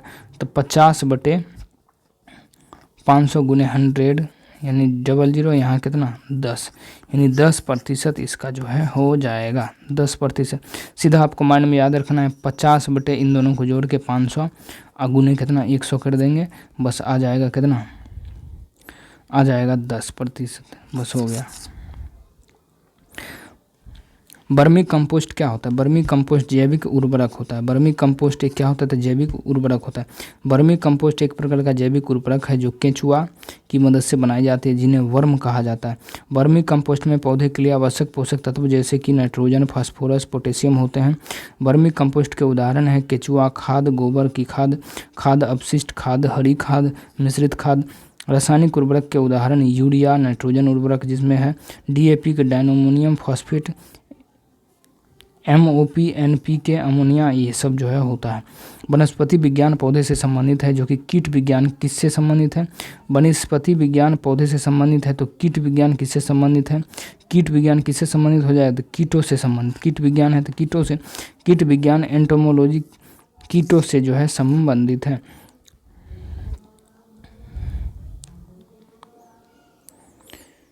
देखिए, जीव के कुछ प्रमुख शाखाएं और इसके जो अध्ययन के बारे में देखें। ऑर्निथोलॉजी में किसका अध्ययन किया जाता है? ऑर्निथोलॉजी में तो पक्षियों का अध्ययन, ठीक है। ऑर्निथोलॉजी में पक्षियों का अध्ययन किया जाता है, ठीक है। ऑर्निथोलॉजी में पक्षियों का अध्ययन किया जाता है। ऑर्निथोलॉजी में पक्षियों का अध्ययन किया जाता है। माइकोलॉजी में कवकों का अध्ययन किया जाता है। ऑर्निथोलॉजी में पक्षियों का अध्ययन किया जाता है और माइकोलॉजी में कवकों का अध्ययन किया जाता है। माइकोलॉजी में कवक का, फाइकोलॉजी में शैवाल का अध्ययन किया जाता है। पोमोलॉजी में फलों का अध्ययन किया जाता है, ठीक है। पोमोलॉजी में फलों का अध्ययन किया जाता है। ओफियोलॉजी में सर्पों का अध्ययन किया जाता है। सिल्वीकल्चर में काष्ठी पेड़ों का संवर्धन का अध्ययन किया जाता है सिल्वीकल्चर में, ठीक है। हॉर्टिकल्चर में उद्यान विज्ञान का अध्ययन, उद्यान विज्ञान का। फ्लोरिकल्चर में फूलों की खेती, फ्लोरिकल्चर में फूलों की खेती। ऑप्टिकल फाइबर के आविष्कारक कौन है? ऑप्टिकल फाइबर के जो आविष्कारक हैं वो है नरेंद्र कपानी। नरेंद्र कपानी है ऑप्टिकल फाइबर का, नरेंद्र कपानी। ऑप्टिकल फाइबर के आविष्कारक नरेंद्र कपानी हैं। ऑप्टिकल फाइबर प्रकाश की एक गुण का प्रयोग करके करते हैं जिसे कुल आंतरिक प्रतिबिंब कहा जाता है। ऑप्टिकल फाइबर के उपयोग दूरसंचार, नेटवर्किंग, प्रसार, औद्योगिक वाणिज्यिक क्षेत्र, रक्षा क्षेत्र, डेटा संग्रहण, चिकित्सक इत्यादि में किए जाते हैं। अब देखते हैं पैराशूट के बारे में। आविष्कारक और पैराशूट, ठीक है। पैराशूट का आविष्कारक कौन है? तो लुइस एस लेनोमार्ड है। लुइस एस लेनोमार्ड है, ठीक है। लुइस एस लेनोमार्ड है। आविष्कारक कौन है? कुछ महत्वपूर्ण आविष्कार एवं आविष्कारक के बारे में जो हम जो है देखेंगे। देखिए, पैराशूट का आविष्कारक कौन था? लुइस एस लेनोमार्ड है, ठीक है। माइक्रोफोन का आविष्कार एमिल बर्लिनर, एमिल वर्लिनर ने किया था। प्लास्टिक का आविष्कारक कौन है? अलेक्जेंडर पाक्स ने प्लास्टिक का किया था। टाइपराइटर का पेलेग्रिन ट्रेरी ने किया था, पेलेग्रिन ट्रेरी। बारूद यानी डायनामाइट का अल्फ्रेड नोबेल ने किया था, ठीक है। पोर्टलैंड सीमेंट का जोसेफ एस्पेडिन ने किया था। मशीन गन का सर जेम्स पकल ने किया था। तापमापी थर्मामीटर का डेनियल ग्रेवियन फ़ारेनहाइट ने किया था। पेंडुलम घड़ी के क्रिश्चियन हाइजेंस ने किया था। आवर्धन लेंस का रोजर बेकन ने किया था। देखिए, 1 ग्राम यूरेनियम कितने उच्च ग्रेड कोयले के बराबर होता है? 1 ग्राम यूरेनियम जो होता है, 1 ग्राम यूरेनियम कितने उच्च ग्रेड कोयले के बराबर ऊर्जा उत्पन्न करता है? तो ये जो है 4.5 टन। 4.5 टन। 1 ग्राम यूरेनियम कितने उच्च ग्रेड कोयले के बराबर ऊर्जा उत्पन्न करता है? तो 4.5 टन। देखिए, 1 ग्राम यूरेनियम लगभग 4.5 टन उच्च ग्रेड के कोयले के बराबर ऊर्जा उत्पन्न करता है। यानी इतना कोयला जलाइए, 4.5 टन कोयला जलाइए और 1 ग्राम यूरेनियम, दोनों की जो बराबर ऊर्जा उत्पन्न करेगा यानी विनाश करेगा। पहली महिला उच्च न्यायालय की मुख्य न्यायाधीश कौन बनी थी? तो ये जो बना था लीला सेठ। पहली महिला उच्च न्यायालय के मुख्य न्यायाधीश कौन बनी थी? तो लीला सेठ। उच्च न्यायालय की पहली महिला मुख्य न्यायाधीश लीला सेठ थी। लीला सेठ ने 1991 में हिमाचल प्रदेश उच्च न्यायालय की मुख्य न्यायाधीश बनी। लीला सेठ दिल्ली उच्च न्यायालय की पहली महिला मुख्य न्यायाधीश बनी थी।